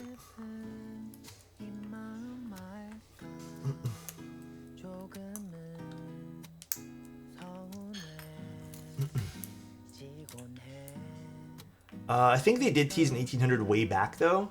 Oh, maybe that's what I'm thinking of, Rob. I swear to God they did tease something a long time ago and then never released it or something like that. I'm pretty positive. I guess I don't need this one. Either way, I don't know if these Keycult releases are for everyone, but I think they're still really cool for people who like care about that kind of thing. Again, I don't know. I feel like it's a fun release regardless. I don't think it's a bad release in any stretch of the imagination. Is it expensive? Sure, but there's tons of expensive keyboards that I've seen people spend money on. I just think people are kind of like soured on Keycult's namesake right now because they think Keycult's still doing it, which is totally fair. I get it. I absolutely get it, dude. No, these are not lubed, so I gotta lube them. Although, I've been told you don't have to lube these, but dude, I feel like you have to. Is it already up on NK? I think it goes live tomorrow on the 23rd? I've been losing track of my days, guys. I'm sorry. I've been losing track.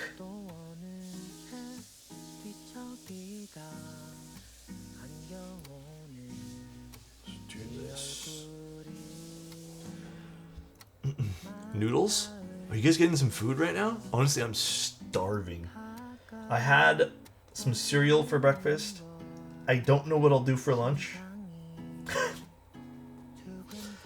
Honestly, guys, I'm too afraid to do anything that requires heat. I don't want to make anything hotter, you know what I mean?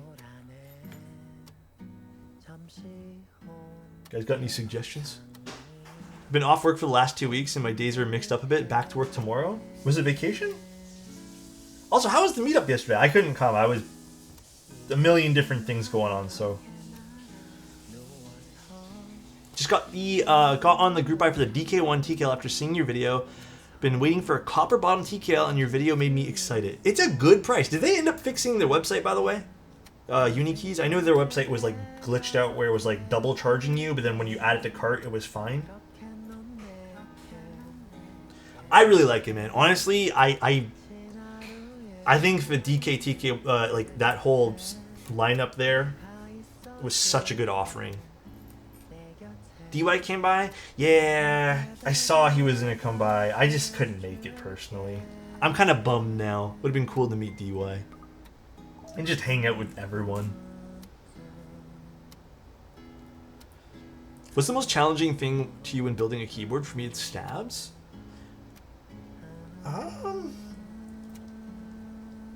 I think the most challenging thing sometimes is when I'm using plates that I'm not very familiar with or switches I'm not familiar with.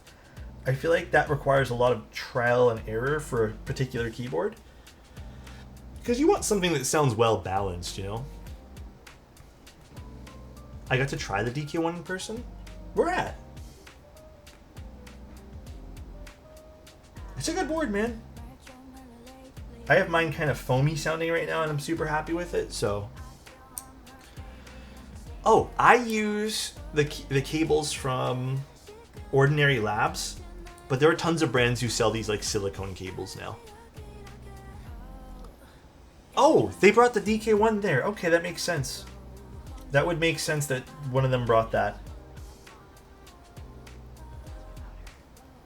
Yeah, I really wanted to go, but I ended up going to that.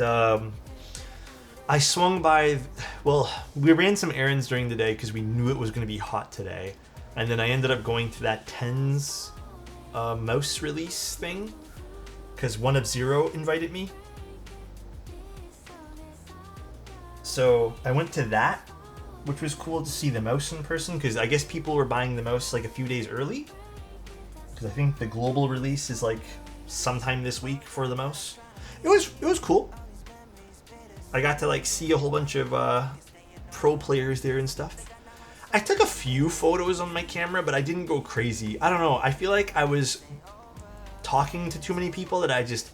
Also, it wasn't like the best environment for taking pictures. It was... The lighting, it was very dark. So I just feel like... I didn't want to. Like, I brought the camera just in case, but... There was some keyboard stuff there, kinda. Not really, but kinda. And there were some keyboard peeps there too, you know? Like I said, not really, but kinda. I'm sure you've been asked this different times, but what is the board that got you into the hobby? Oh, the tofu. The good old classic tofu, dude. Happy Sunday, resident. Sometimes phone photos are better than high-end camera stuff. Yeah, sometimes you can get a good photo with a phone too. How many hours do you think you spent lubing switches since the day you started building keyboards? I don't want to think about that. I'm gonna get sad. If I start thinking about the hours I've spent modding things.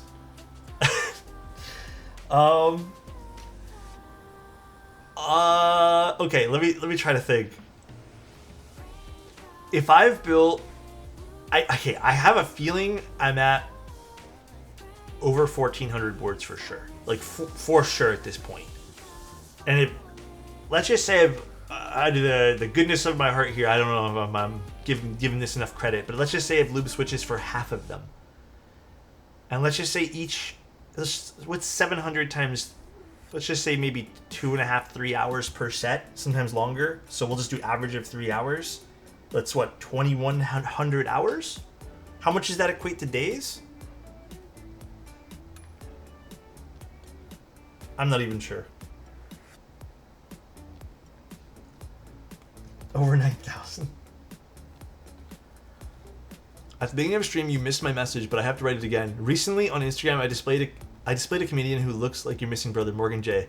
Dude, Vader. Everyone keeps saying that. I figured maybe because the haircut, it would, like, you know, kind of make it less obvious, but yeah. Everyone always tells me that, dude. 87.5 days. Actually, that's not as terrible as I thought. Not as bad. I'm DF Shin on Twitch, and I'm trying to start streaming, but I need support to get a PC. Any kind of help or share? DF, I hope you start streaming. Unfortunately, there's not much I can really do to help here, but all I can do is extend my well wishes. That's all I can really do. Alex, do you ever wonder about figuring out a more efficient way to Well, okay. We actually, if you want to get into the nuances of things,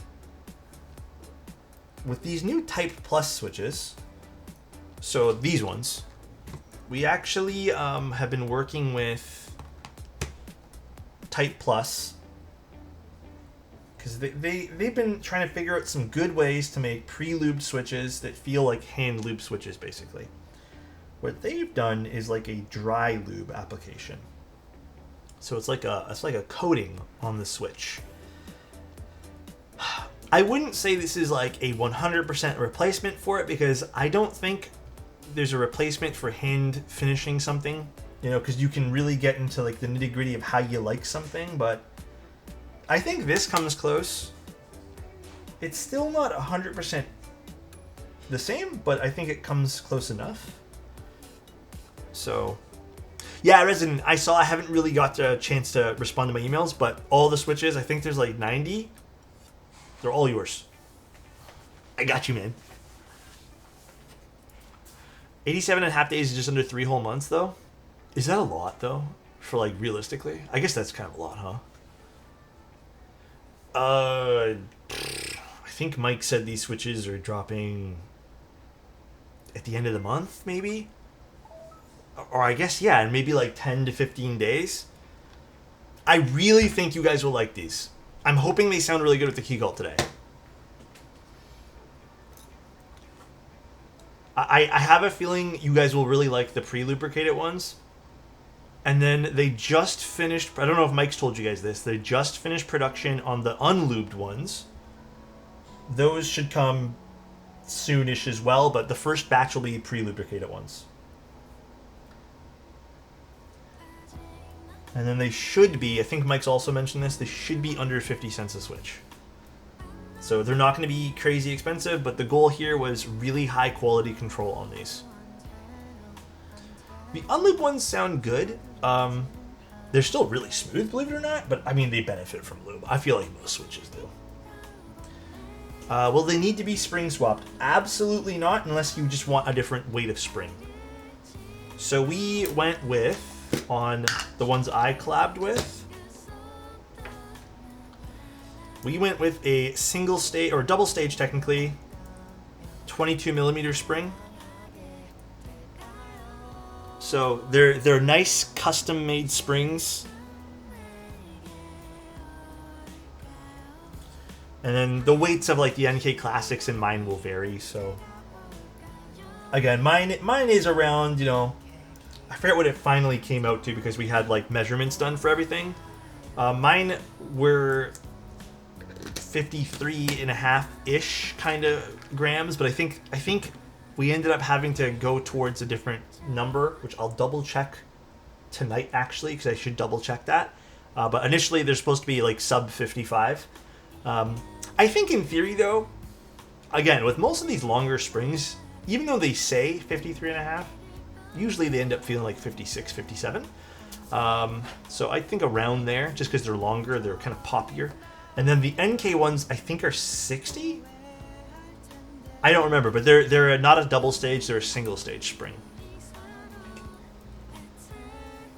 Will do, pent up. I got you. I need to respond to a lot of stuff. I apologize. I've been very busy. Ooh, wrong side here.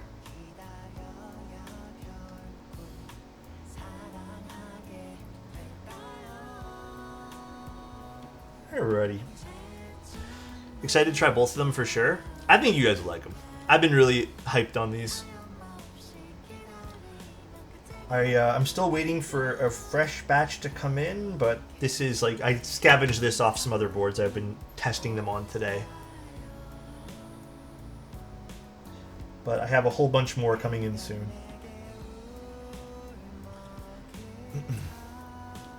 Are those full nylon housings plus palm stems similar to the other faves? Basically, it's a proprietary bottom mix, but the top mix, the milky mix on these ones, should be almost identical to like Gateron Milky Yellows, or like Nixies. More so to Gateron Milky Yellows.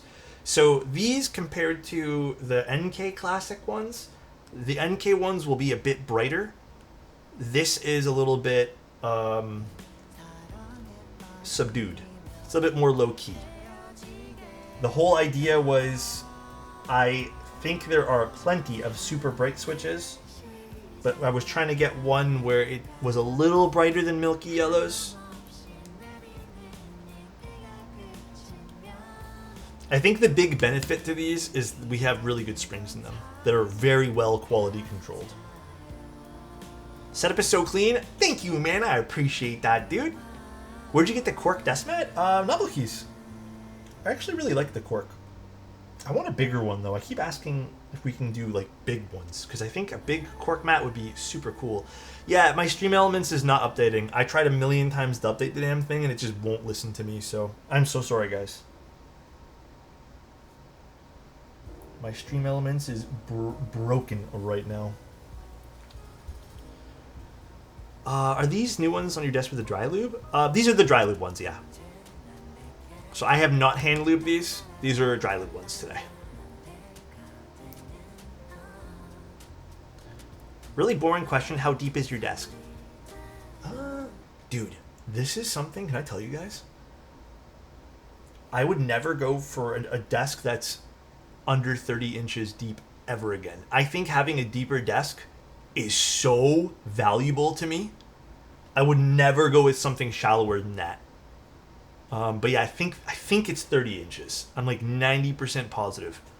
Anything shallower, man, I just feel like is too cramped. Especially when you're working on it all the time, like, it's not fun, man. So I'm hard stuck on this now. The space is super nice to have. Dude, it's so nice to have. Also, what's up, okay, Bob? So nice to have. Let me just leave all of these.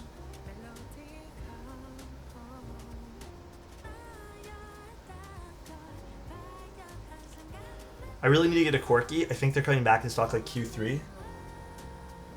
I think that's what it says. I still need to double check a few things with Mike, but yeah.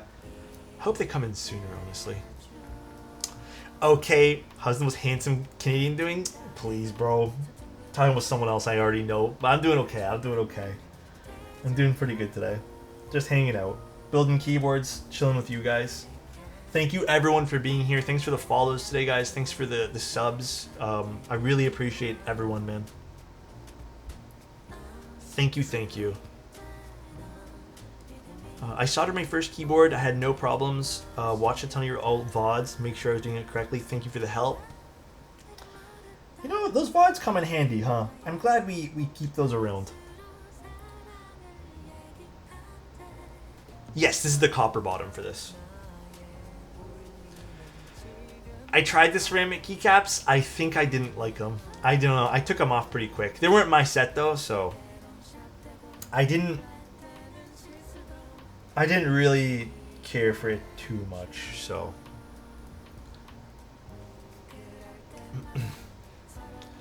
is it bokeh, Bob? Is it nice watching on there?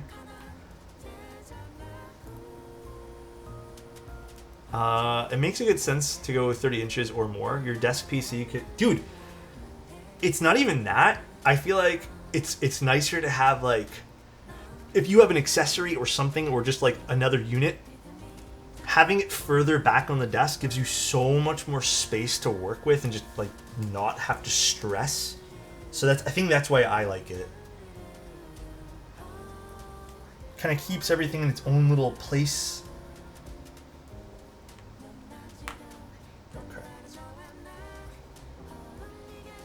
Also, guys, I am now almost done Season 1 of Shangri-La Frontier. My god, it is quickly becoming my favorite anime. You guys were so right. It is so underrated. I feel like it didn't get a lot of attention compared to some of the other animes. So happy I'm watching that right now.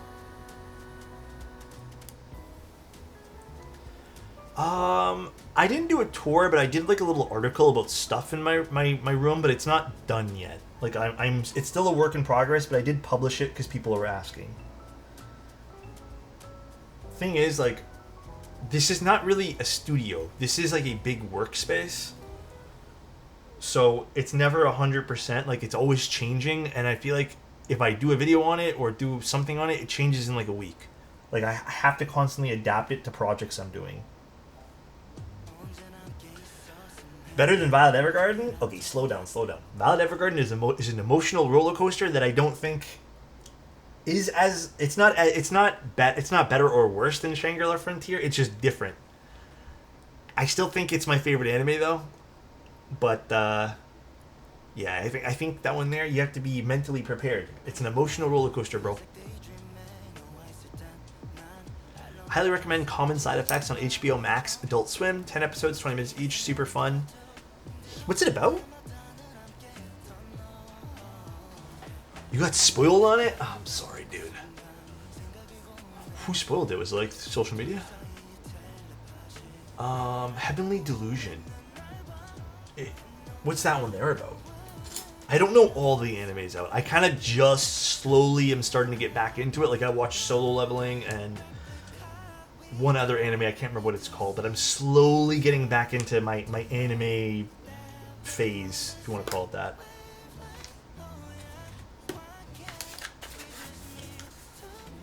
Shangri-La Frontier. Solo Leveling, I think, is one of the best animes that has come out recently, but I'm really enjoying Shangri-La Frontier. By the way, Simon upgraded the Manta from Don't Buy to Buy. I think Simon messaged me today. I've been so busy. What was it Don't Buy before? Why is it Buy now? I'm very curious. Is it because it's expensive?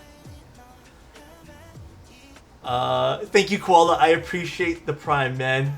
Thank you, dude. Do you watch romance? Sometimes. Not always, though. It's not usually my cup of tea. No. I like dielectric grease, but only on certain stabs. I think a lot of the newer stabs don't need it. So this has padding. These particular stabilizers have padding in them, so you don't need a thick lubricant. Yeah, does Simon... I feel like a personal conversation makes more sense, but, like, I've already said, like, the Manta, unfortunately, is very expensive to produce. There's nothing we can do about it. We're already taking, like... We're not running on... Like, it's actually stupid, and I don't recommend anyone to ever run on super razor-thin margins. we're not running on razor thin margins, but we've had to really like make we've had to make tough calls on how we're gonna price the board. Like we've been like, all right, we need to make sure we have money just in case, but also we don't want to make it so it's like crazy. So for the aluminum version, not the copper ones. Oh, there's only one aluminum one though. We actually didn't even announce the aluminum one until like recently. What is going on? Why are these shaky? Yes. I might actually have to use the clips, which is a little annoying. These stupid stabs are not agreeing with me today.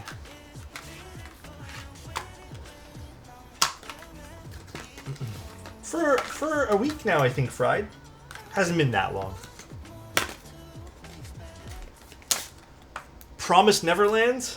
Bruh. Promised Neverland? Didn't they kind of shoot themselves in the foot a little bit? With season 2, if I remember correctly.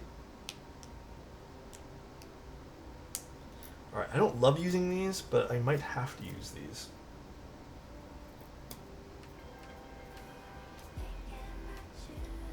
Is this not a 1.6 mil PCB? What's going on with this? Or it's just these stupid stabs being a little stupid? Yeah. I think they are being a little stupid. We do not speak of season 2, it does not exist. You know, I'm morbidly curious, like I want to watch it so badly. I'm so curious, dude. Okay, I do have to use these today.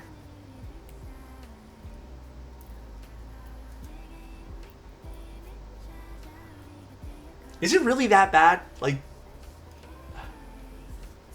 is it really that bad, dude? Oh, man. Common side effects is animated stories, a guy to find mushrooms. Wait, I think I've heard of this, Drudge. And the government is big pharma trying to kill him because of it. I think a friend of mine was watching this, and I, like, watched half an episode.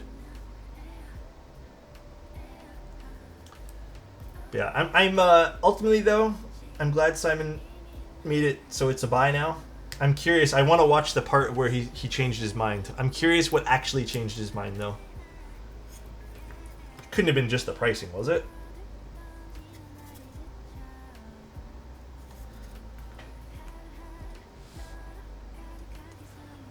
It's really good. The only thing that has come close to Andor. Oh, really? Was Andor like the defining thing? Only better than it? That's crazy. Monster is so peak? What's Monster about? I always suggest people watch Neverland first season, just leave it there. I'm genuinely curious about season 2. A large Keycult? Yes, sir. 1800. I'm hyped for Manta. I ended up deciding on the Americano version, unless the super secret Alex version. I think it's very different from Americano. I think you might like Americano more. The special edition one, truthfully, is still up in the air. We're still seeing if we can get it done. So, these are the stupid stabs, which are essentially the maze clip-ins. They're okay. People say that they're easier to mod. I think they're same, basically. Monster is about a doctor framed for the murder of his patient, and for reasons he pursues the murderer. Interesting. It's an anime?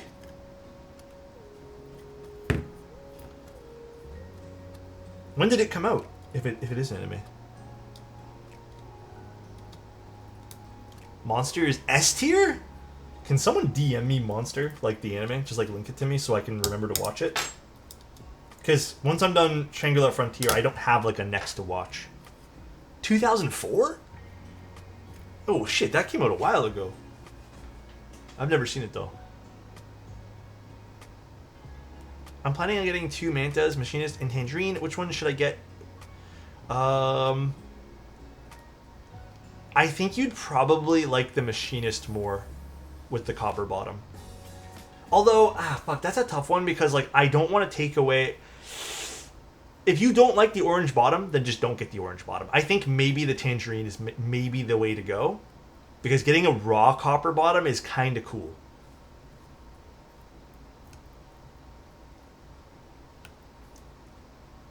Yeah, I'd say maybe just get the machinist in raw copper bottom, because I feel like you can interchange those pieces and it'd be kind of fun.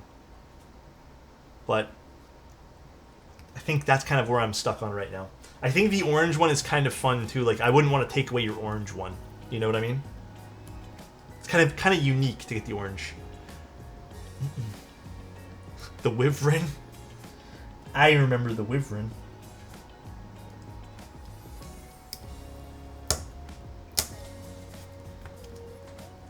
I like Americano Pumice Tangerine the most. Surprisingly, I actually prefer the standard version of Americano.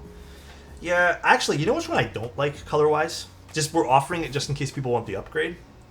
I don't think me and Bolo are both kind of like the all aluminum one with the copper upgrade bottom. Like, it's just a lot of different colors.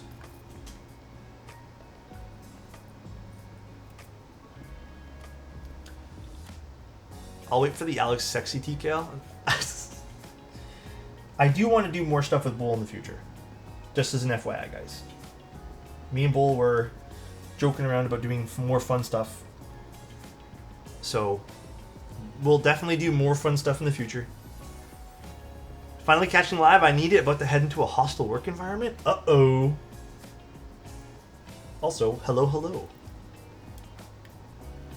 Hopefully it's not that hostile.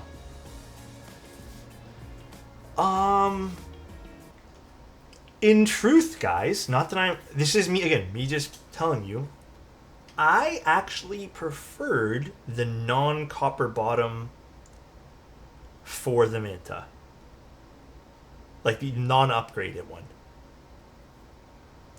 But I also think that if you like deeper sound profiles, just go with the copper bottom. I think I prefer more of like a bright, aluminy, you know, kind of sound profile. So that's usually why I stray away from like stuff like this. But I think in the, like, obviously each keyboard and each person is different. So, but yeah, I think that it's not going to make like the keyboard bad or good in any way. It's all preference. Encore was the same for you? Yeah, Encore was the same. I preferred the aluminum of the Encore. Believe it or not.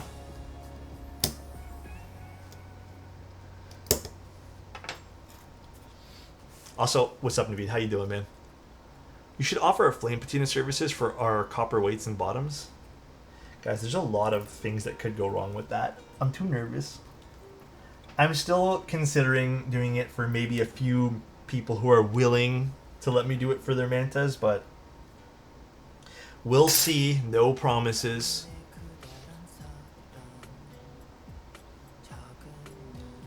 My fingers hurt from doing this.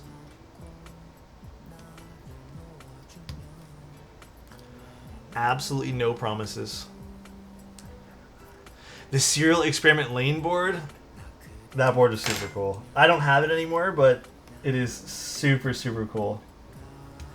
What's going on? I can't get to this guy.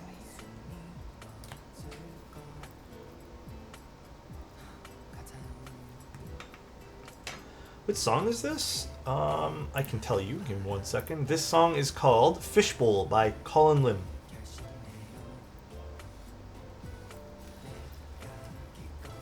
How about the patina that should not be named? Wait, what? You might have to name this one so I can know what you're talking about.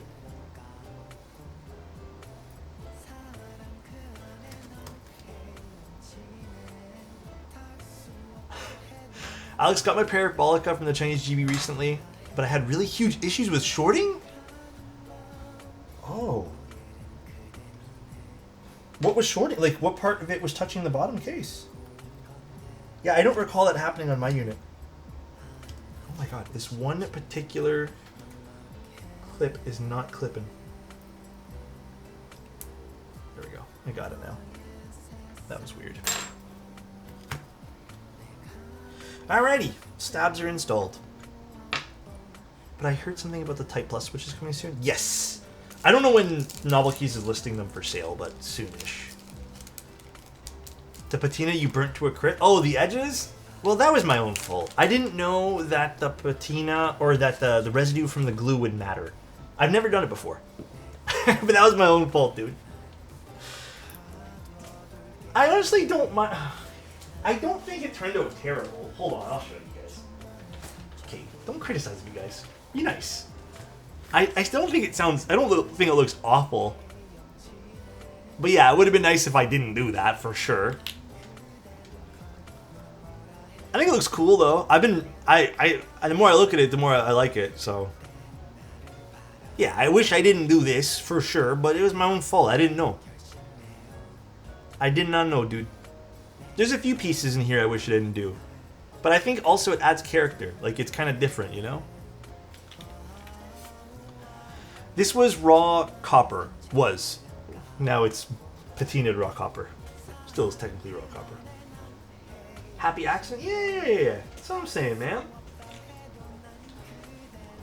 I'm keeping it in this just because I still need to take photos of it, and I haven't done it yet, but... I wish they meant it was 60.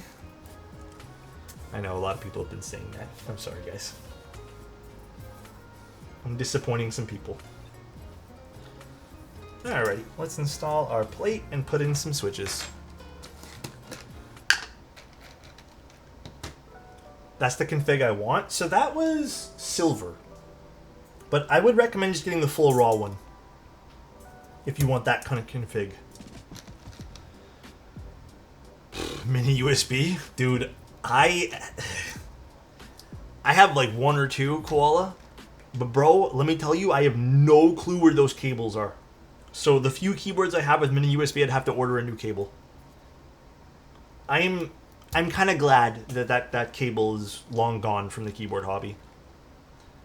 I'm like so over that particular cable. The connection was terrible. They don't hold up. Yeah, I think that's maybe the answer you're looking for. That's why we stopped using them. Yeah, they were awful.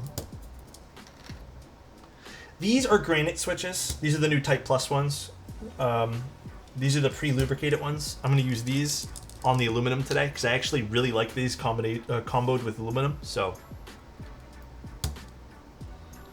which cables? You guys remember the mini micro or mini USBs? It wasn't USB-C. It was like a rectangle with like two circular edges type thing. Anyways, they were bad. Some people still use them in keyboards, and I never understood why.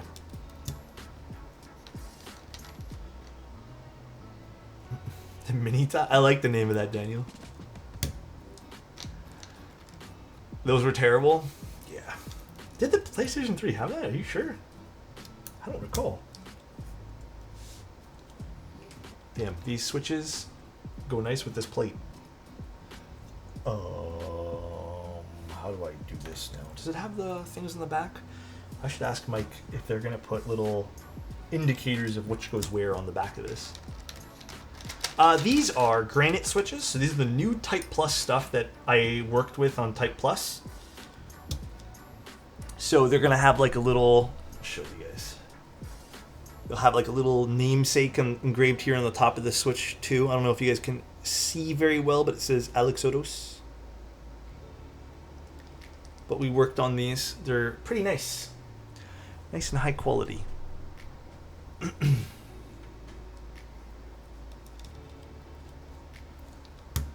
Will Novel Keys have any more Keycult Metropolises in stock? No, I think the literal last few probably sold in the warehouse finds. I think that's it for those.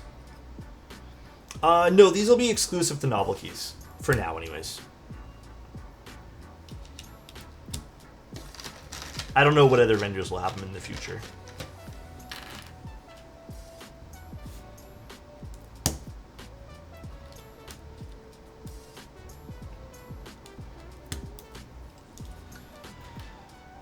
Owl is a good choice. Clacky switches on stuff like PC FR4 sound off. I think it also has like a distinct plasticky sound, which I'm just not that into. Like, it's a personal thing, but I'm just not super into the crazy plasticky kind of notes that you get with that, you know?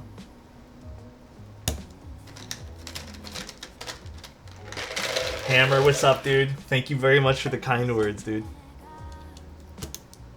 Thank you, thank you. How is that lightsaber not burning through the ground? Oh, it's because I have special material underneath it. Yeah, that's why. Easy peasy. Special material. The factory lube is done a little bit differently here. It's a dry lube, so it's a little different.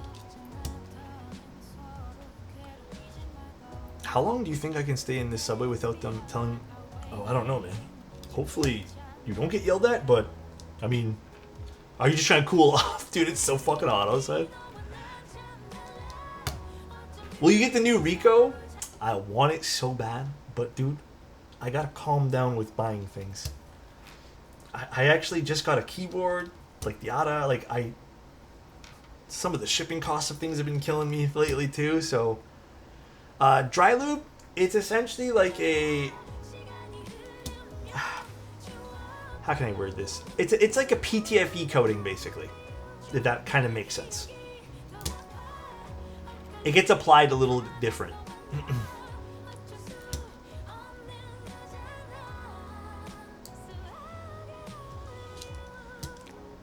So it's kind of like what Rob said. It's very different. I also find, like, if you buy the pre-lubed ones, it's not as easy to remove this. Like, you kind of have to really wipe these down nicely, so the lube kind of stays in place, which is like a good and a bad thing, I suppose. But that's why we're also offering unlubed versions. But I don't know. I very much like these. They're not heavily lubed feeling, which is nice. So, which is great, yeah. Like they don't feel like crazy like some of the Gatoron switches are hit and miss. Sometimes you get no lube, and sometimes they put the whole. Actually, no, Cherry does that more. Cherry has pretty bad lubricant, so. You can Resident, but I don't personally love it. Like, I've tried it going over with normal lube, and I feel like it's just too much at that point, even with a super thin coat. But I think you guys will like the lube versions a lot, so. Why do you wear AirPods when you do sound tests? Don't you want to hear the sound? I know there's transparency mode. I always take out this ear. If you guys notice, I usually take off the ear and put it back in when I do the sound tests.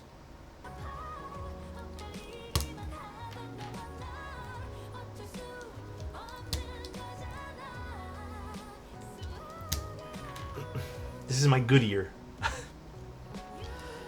I can hear things out of this one here pretty nice. You take them out? Crazy? You guys have a good ear? I have one. One good ear. Oh, this way. I got MX2A from Unikeys. Unfortunately, a lube version. It was so inconsistent. One had full lube on the springs, the other one had nothing. Dude, Cherry and Gatoron are just like, I don't know, man. I think they're fucking around with us, bro. They literally look at the switches and they're like, all right, guys, this is gonna be like gambling for everyone who wants lubricated switches.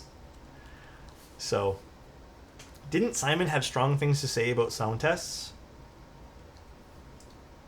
I feel like Simon has a lot of strong things to say. I don't disagree with sound tests, by the way. There's too many variables.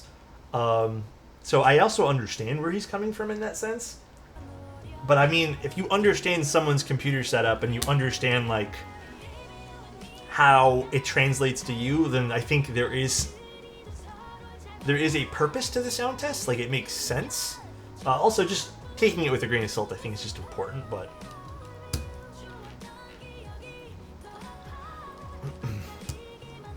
isn't Cherry Lube only on the center pole? No, Cherry Lube is like at the base of the spring too, and sometimes they fill the whole bottom of the switch. Dude, who was it? Was it in it? Someone in chat showed us that their Cherry switch, it was so disgusting. Their bottom of the switch was just filled with lubricant. Like, it was like the full half of the bottom, like, housing was full of lube. It was crazy because he had to scoop it out. It was so nasty. I don't even understand how that happens. Like, at what point did the machine just fail, and then did they not get checked or something? The cherry lubing machine was excited that day? Oh gosh. Oh gosh. Yeah, if you're building it with 7U, it's a bit different. This is only 2 on the bottom left. Isn't that most cherry pre-lubed? Well, yeah, they're all bad. But I think, and it had like the worst copy I've ever seen, dude. I opened up a Y1X yesterday and it was covered in lube. Yeah, unfortunately, anything pre-lubricated will always have some level of inconsistencies I've seen. So, it's an unfortunate gamble you got to take. I bought some of their newer switches from Gatoron. It hasn't been bad. Gatoron's hit and miss. I've seen some really good things from Gatoron, but then there's also been some really, really, really bad things from Gatoron. Like, Gatoron, for me, has just been hit and miss, dude. Purely hit and miss.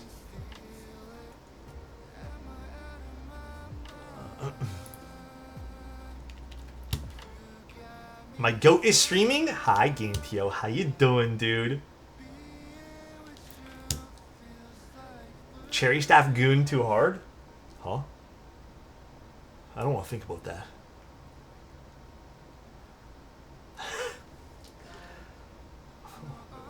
Favorite Switch? Oh, I don't know if it's cherry anymore. So not after that comment. How come dry cherry isn't like true dry cherry though? It's a real good question. I'm not too sure how to answer that one. Who knows? I don't know. Which HE/EC board do you use for gaming? Believe it or not, I don't use a Hall effect board. I use that new, well, not new. I use the inductive Ducky keyboard. Their gaming 1X, the Mini 1X. But I again, nuanced answer here because I feel like it's important to talk about this. I also use my other computer, like my gaming station. I sometimes answer emails. I don't like having to swap keyboards. Like, I want to just keep one computer or one keyboard on that computer. So I found that I like gaming with that particular one. And how the fuck do I do this? That Ducky 1X actually works pretty well for writing out emails too. I find with the wooting that I have, that I'm kind of the opposite, where I don't like having... I only like having the wooting for playing games. Like, I don't like writing emails with it. I don't like using it for anything but playing games. So I found that it's a good compromise for me to have the Ducky. Also, I'm going to use the restroom really quick, guys, and then we'll put this together. So give me one moment.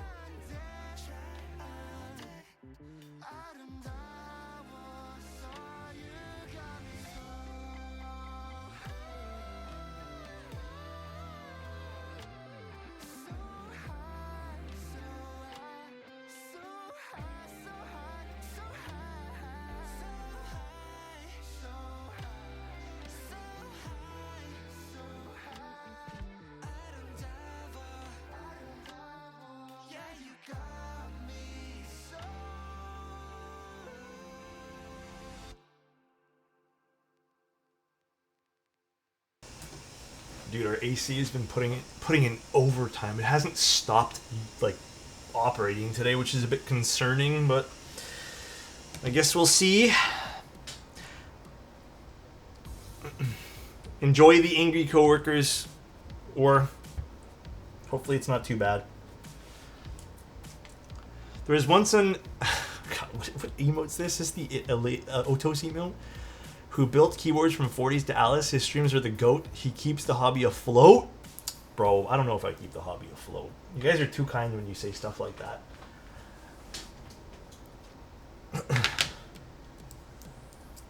feel like I just build things. Is white an option in the GB for this one? Yes. E-white will be an option. Oh, what bit do I need? This bit. This is a copper bottom, but there will be brass, and there will also just be regular anodized pieces as well. Again, my experience with Keycult number ones, you usually don't need the copper.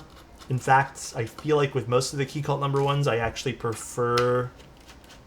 Because I used to have a stainless one. I actually preferred the aluminum one, but we're going to try the copper today.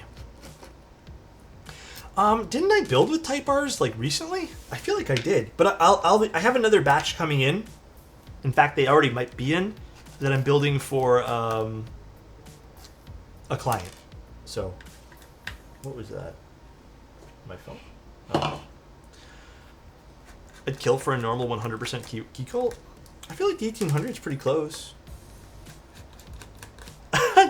The looping of switches would be pretty crazy.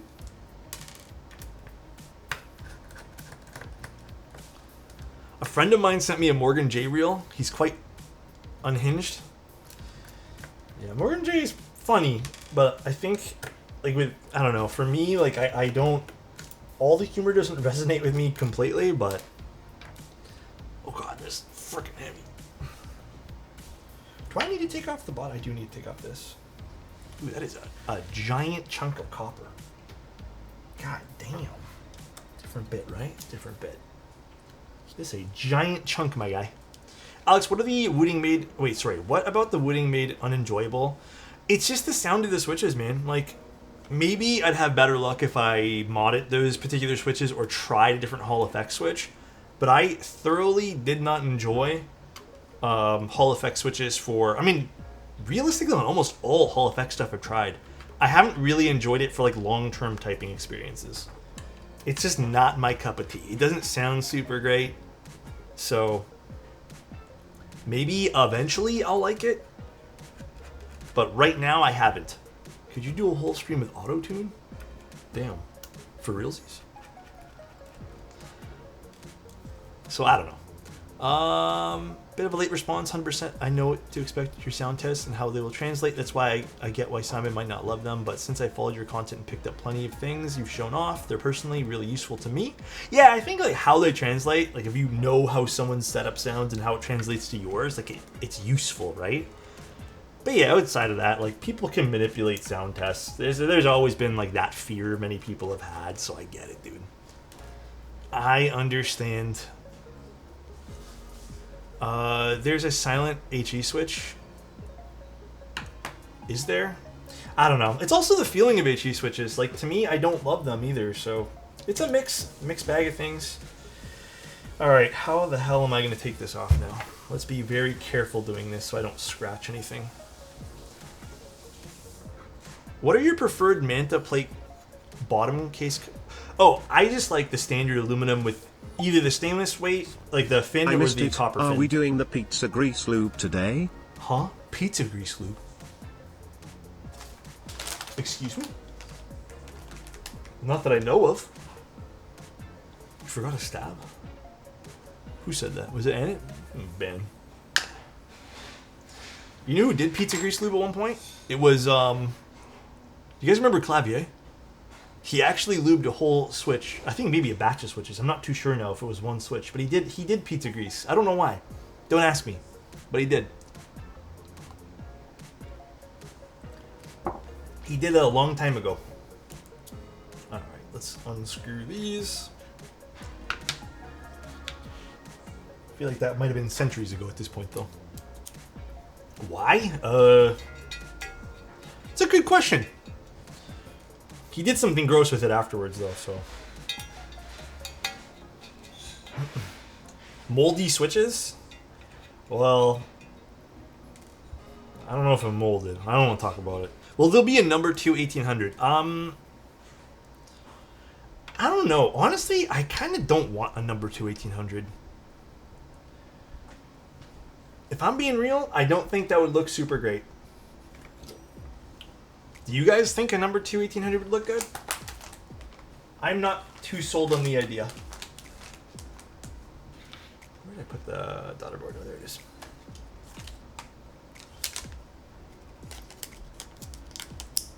A number 2 100% IMO is my dream?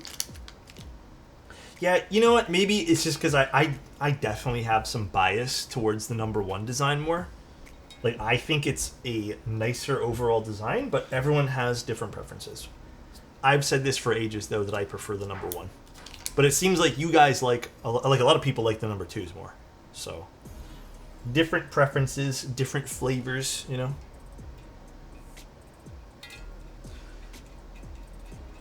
Yeah, I don't remember. What board did I use Type R's on? I feel like I did it sort of recent. I love my number 265. I think it's just, you know what took it out for me? I don't love assembling number 265s. I think that's why I prefer the number 1s. Plus, I think the general aesthetic, I like the idea of visible screws. I like the bottom of the number 1s. I think it's way sexier, dude. What mouse is this? The WL Beast something Max.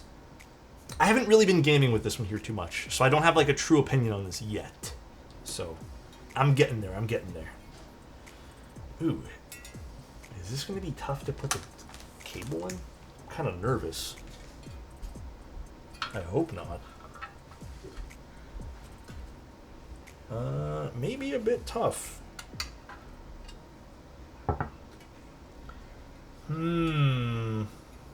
Okay, I'm gonna have to really focus up right now.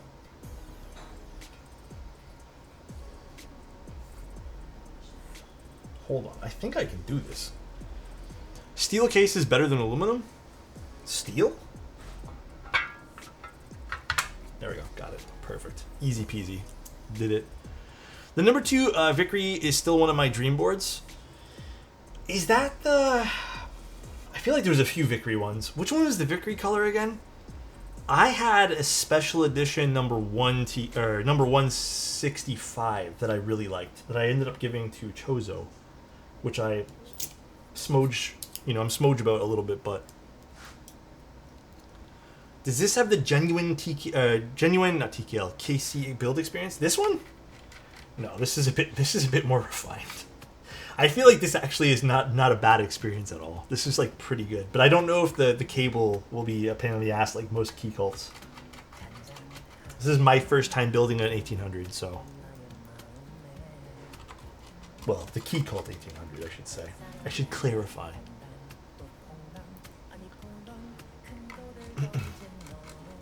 The black one with the machining on the back. Oh, that one, dude. That one there's pretty nice. I agree.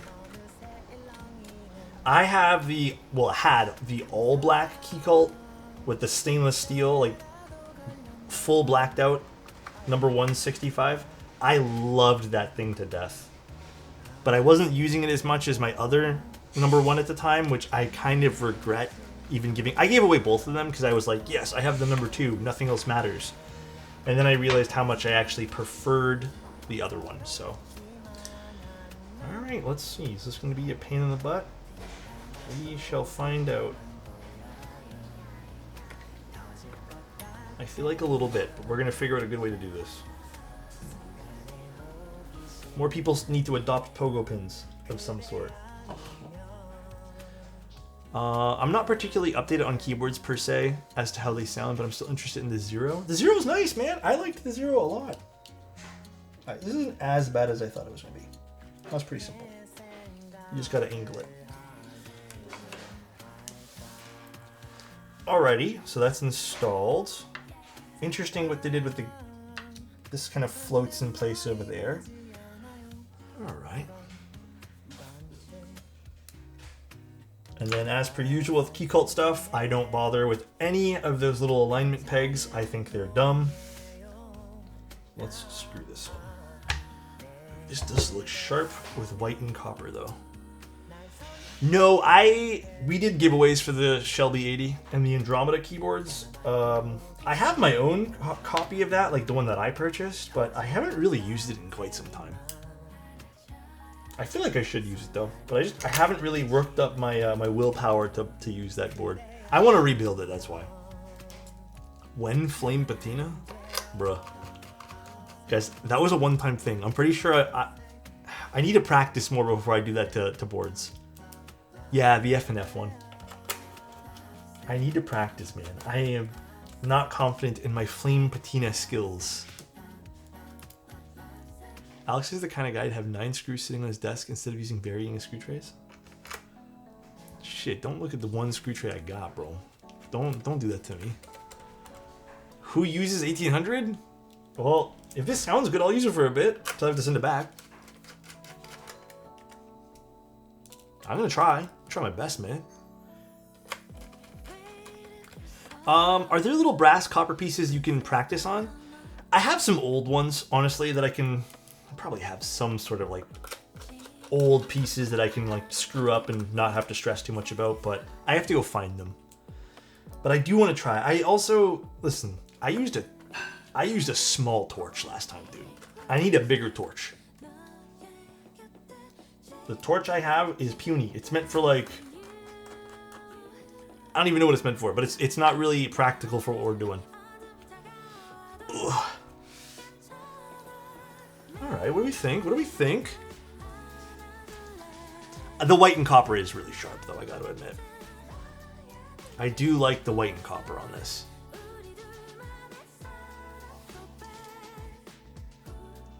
This is nice. This is heavy, man. All right, keycaps. Now comes the real question, huh? Which keycaps do we want? I can send you my mode loop weight for practice. No, Crummy, I could never, man. I don't want to screw it up. I was thinking redacted as well. I'm down for redacted if you guys are. Striker would be interesting. I don't know, I kind of feel like redacted would be really clean on this. Just like do something super clean, you know? Are we down for like super clean? A deep pain of FOMO? Shit, maybe we gotta do that then. We gotta get FOMO. Actually, where is my redacted set? Do I even have the numpad for redacted? I don't have copper, unfortunately. I mean, I do. If you guys are down, we can do this. Or, hold on, there's other stuff we could do. I have some copper envoy weight you could... Oh, I also have like 1 or 2. I have some of those. Don't even stress, Resident. I really appreciate it, but... Mars Cadet, my bad? Do you guys want Mars Cadet? I think that's actually a pretty sick combo as well. Here, let me get it.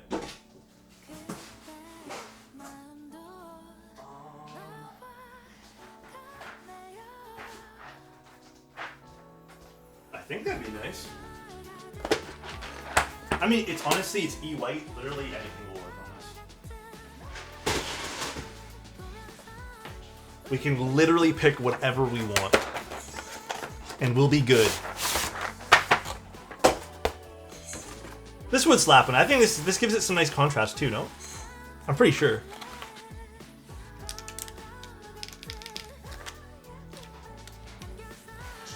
Yeah, this is nice.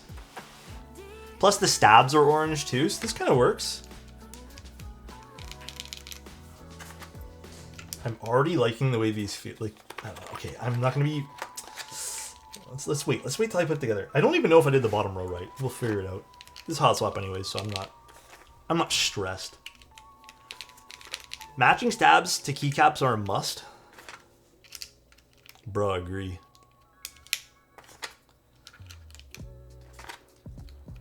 They're still working on color matching for M10U copper, but it's expected by Q3. Yeah, it's soon, right? I'm pretty positive. Ooh, I like the way these feel. Yeah, I'm in a good spot. I like these switches on aluminum. I think these switches pair with aluminum so well. So I think this overall combination is a really good combination here. Actually, I have everything for this, right? Yeah, okay, we're good, we're good. I'm like panicking, thinking I'm missing things for this. What do you think about the F284 with carbon plate? Very pretty. I think, didn't I build an F2 with a carbon plate? I'm pretty sure. I think. I'm not sure now. Actually, I want to double check the bottom row here. here. I don't know if I did the bottom row right for this. This or the Austin? Well, they're very different price points. I'll tell you that much. This is very expensive compared, but I will say I do think... I'm a little biased. I think the Keycult has a very classy design in which resonates with me, but depends on what you like too, right? Everyone's a bit different.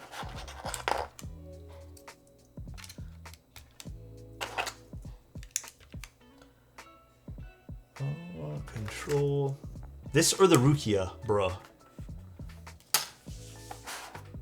I'd go with the...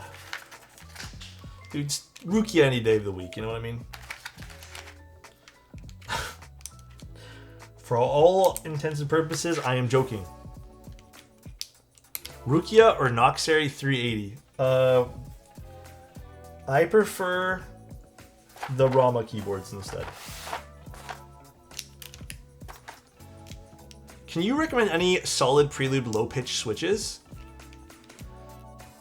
Well, probably most stuff from Keygeek nowadays. If you want, yeah, Blue Cheese. What were those other ones we tried recently too? They're also from Keygeek, I think. Were they little ghost switches or something? Those were also pretty damn deep too.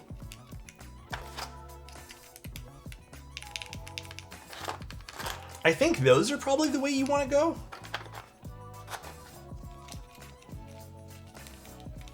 Also, I might open this back up and remove the gasket underneath the spacebar here.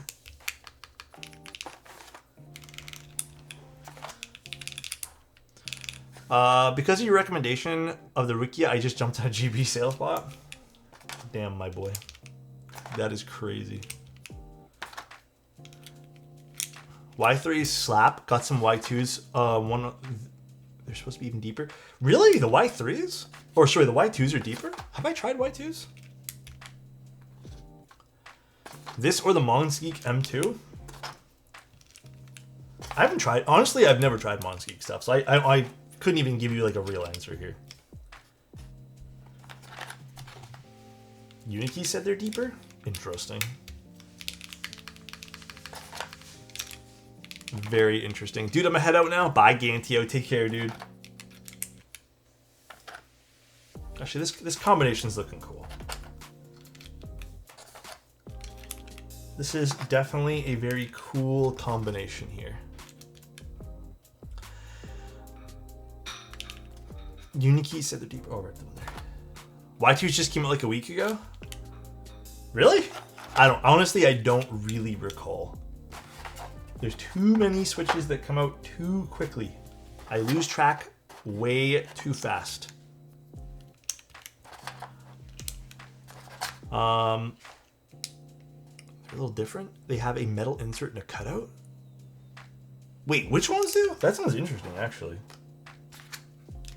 I like when people do random stuff like that to switches. It's kind of fun. My Mars Cadet set is chilling on my Sauna right now. It's a great match. It's a fun set. I gotta admit, it is a very fun set.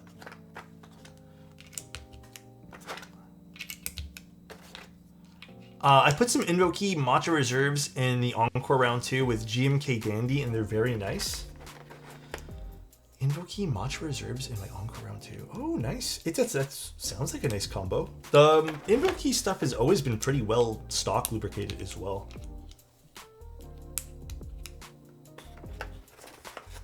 Wait, no. I'm doing this wrong. These are supposed to go one down. Shows you how often I use numpads.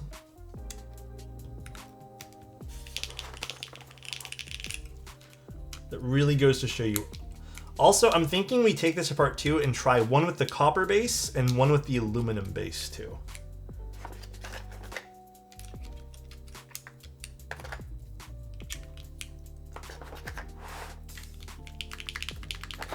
Or maybe we won't need to.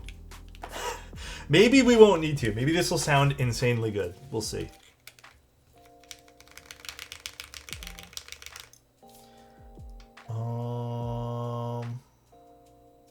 I totally messed this up and put these up here. God damn it. I'm doing it all wrong right now.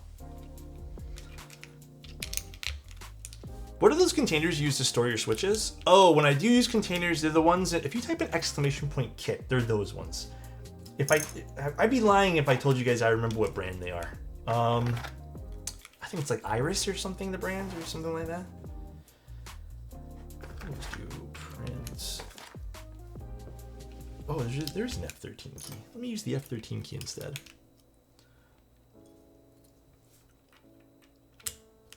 No, this is an 1800, so... Oh, wait, you want to use the 00 instead, you said? You can have a 00 key? I don't think we do. F13, where the fuck is it? F13. Pause. Alright, looks good.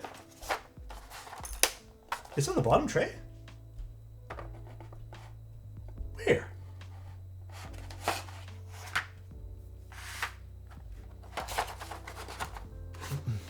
Streamer looked? Whatever. That's crazy you do that to me. That's actually crazy. Alright. You guys like it? Did it turn out nice?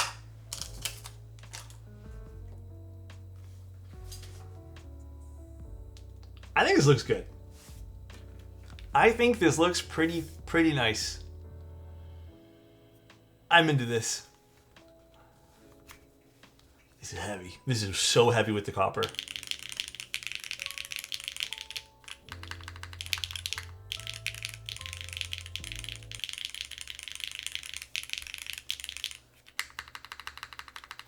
Very different sound signature than I was expecting with the copper bottom here.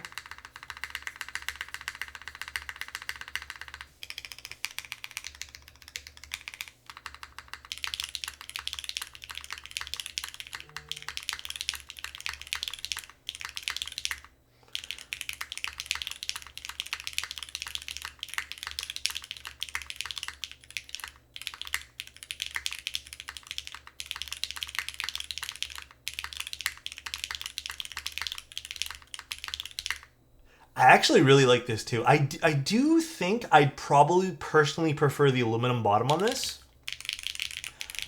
because I feel like it's missing some of the pop that I kind of want. But I was going to say what Rob just said too. This is a little brighter than I expected with the copper bottom. I really like the spacebar a lot. I don't think the spacebar needs to be louder here.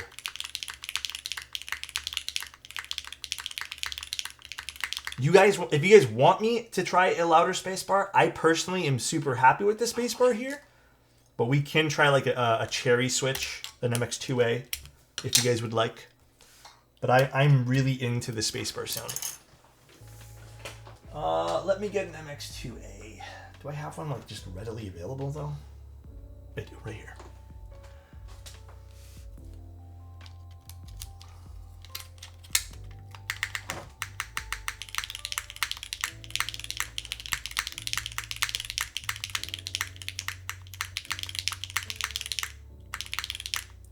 Okay, personally, I kind of liked it more with the not as sharp spacebar here, oddly enough.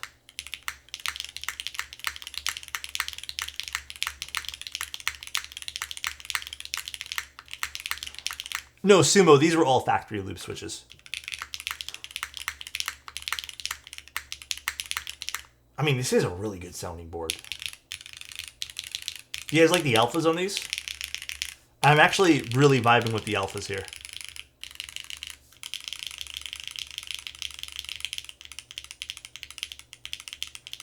Yeah, the alphas sound really good on this board.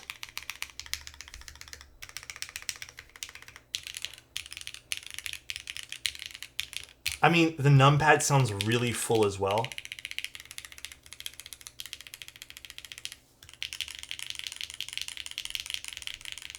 Again, I also want to point out, I know for a fact these particular switches are a lot fuller sounding. They're not as bright sounding as most other switches, but I feel like these switches are doing a lot to complement the alphas here. So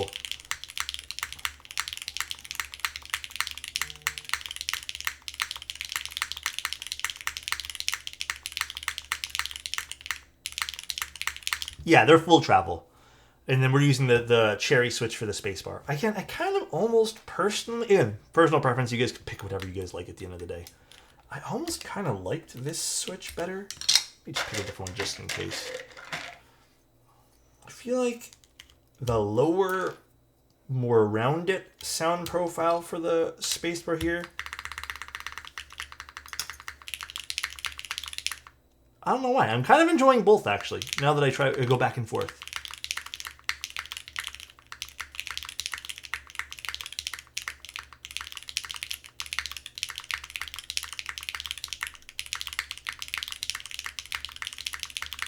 Yeah, I don't know. I'm enjoying both. I think the cherry was a little too bright. But here, I'll put a cherry on one of the alphas as well so you guys can see. Actually, I'll put the cherry on the K so you guys compare it to the L. Yes, there'll be a YouTube with all the specs. Like, it's already technically on YouTube because it's recording to YouTube as well. But I will do a full breakdown here probably like way later in the afternoon when I take some photos.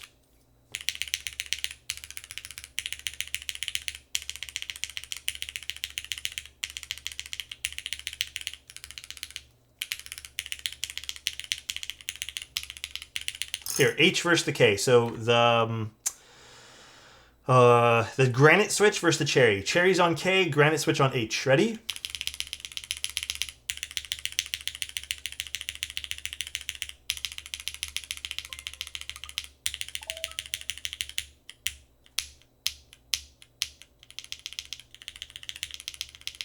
You can tell the top out's different. The top out's very different on both of these switches. This almost has a more, not muted, I feel like that's a bad way to put this. The top out of the granite switches are a bit more calm. They're not as like sharp and aggressive. The cherry is a bit more aggressive. Even with the spacebar you guys saw earlier. It's less aggressive, has a softer top out. Yeah, it's more subtle is a good word, actually. It's a perfect word. I do have a Nixie to compare. Let's use a Nixie for the spacebar as well. I'm scared to take my keyboard to work because I'm afraid of being judged spending money on trivial. Dude, if people judge you, then they have nothing else going on. That's the way I've kind of learned things too. If people are judging you for trivial, what they deem as trivial, then what do they have to? What do they know?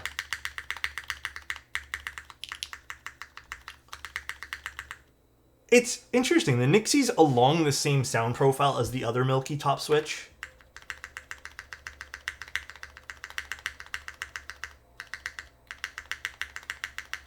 I think they both sound really good, so I don't know, man. I think so far we're kind of 3 for 3 on this.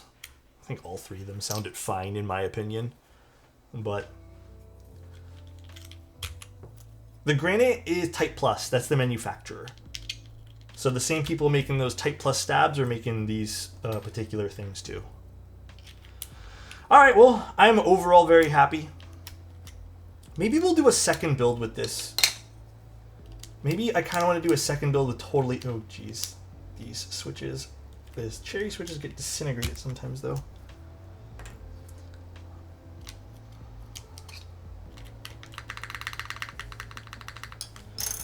Worst case scenario is that they say they don't like it. Yeah, exactly.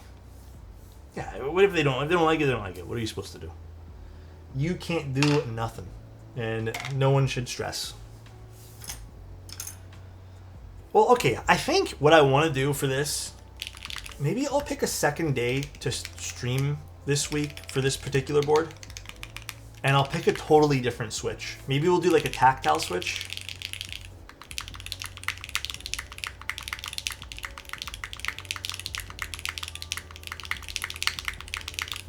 Quite nice. Again, expensive, but quite nice. I think I really like this. This is actually, I don't know, the 1800 layout's cool too. Like, it gives you everything you need. It's not as long. I like it. It's cool. I like it a lot.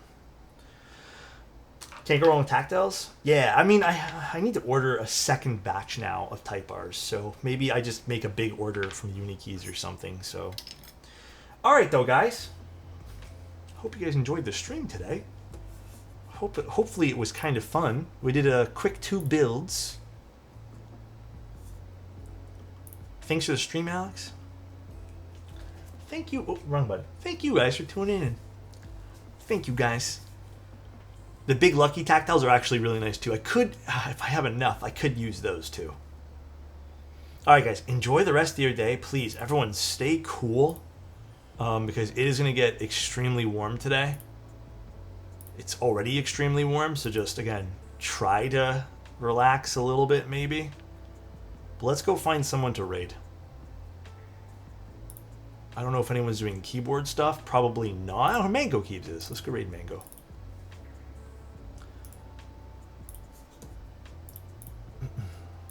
Yeah, enjoy, guys. Stay cool. Thanks for tuning in. If you guys were interested in this board, this is not plugged in.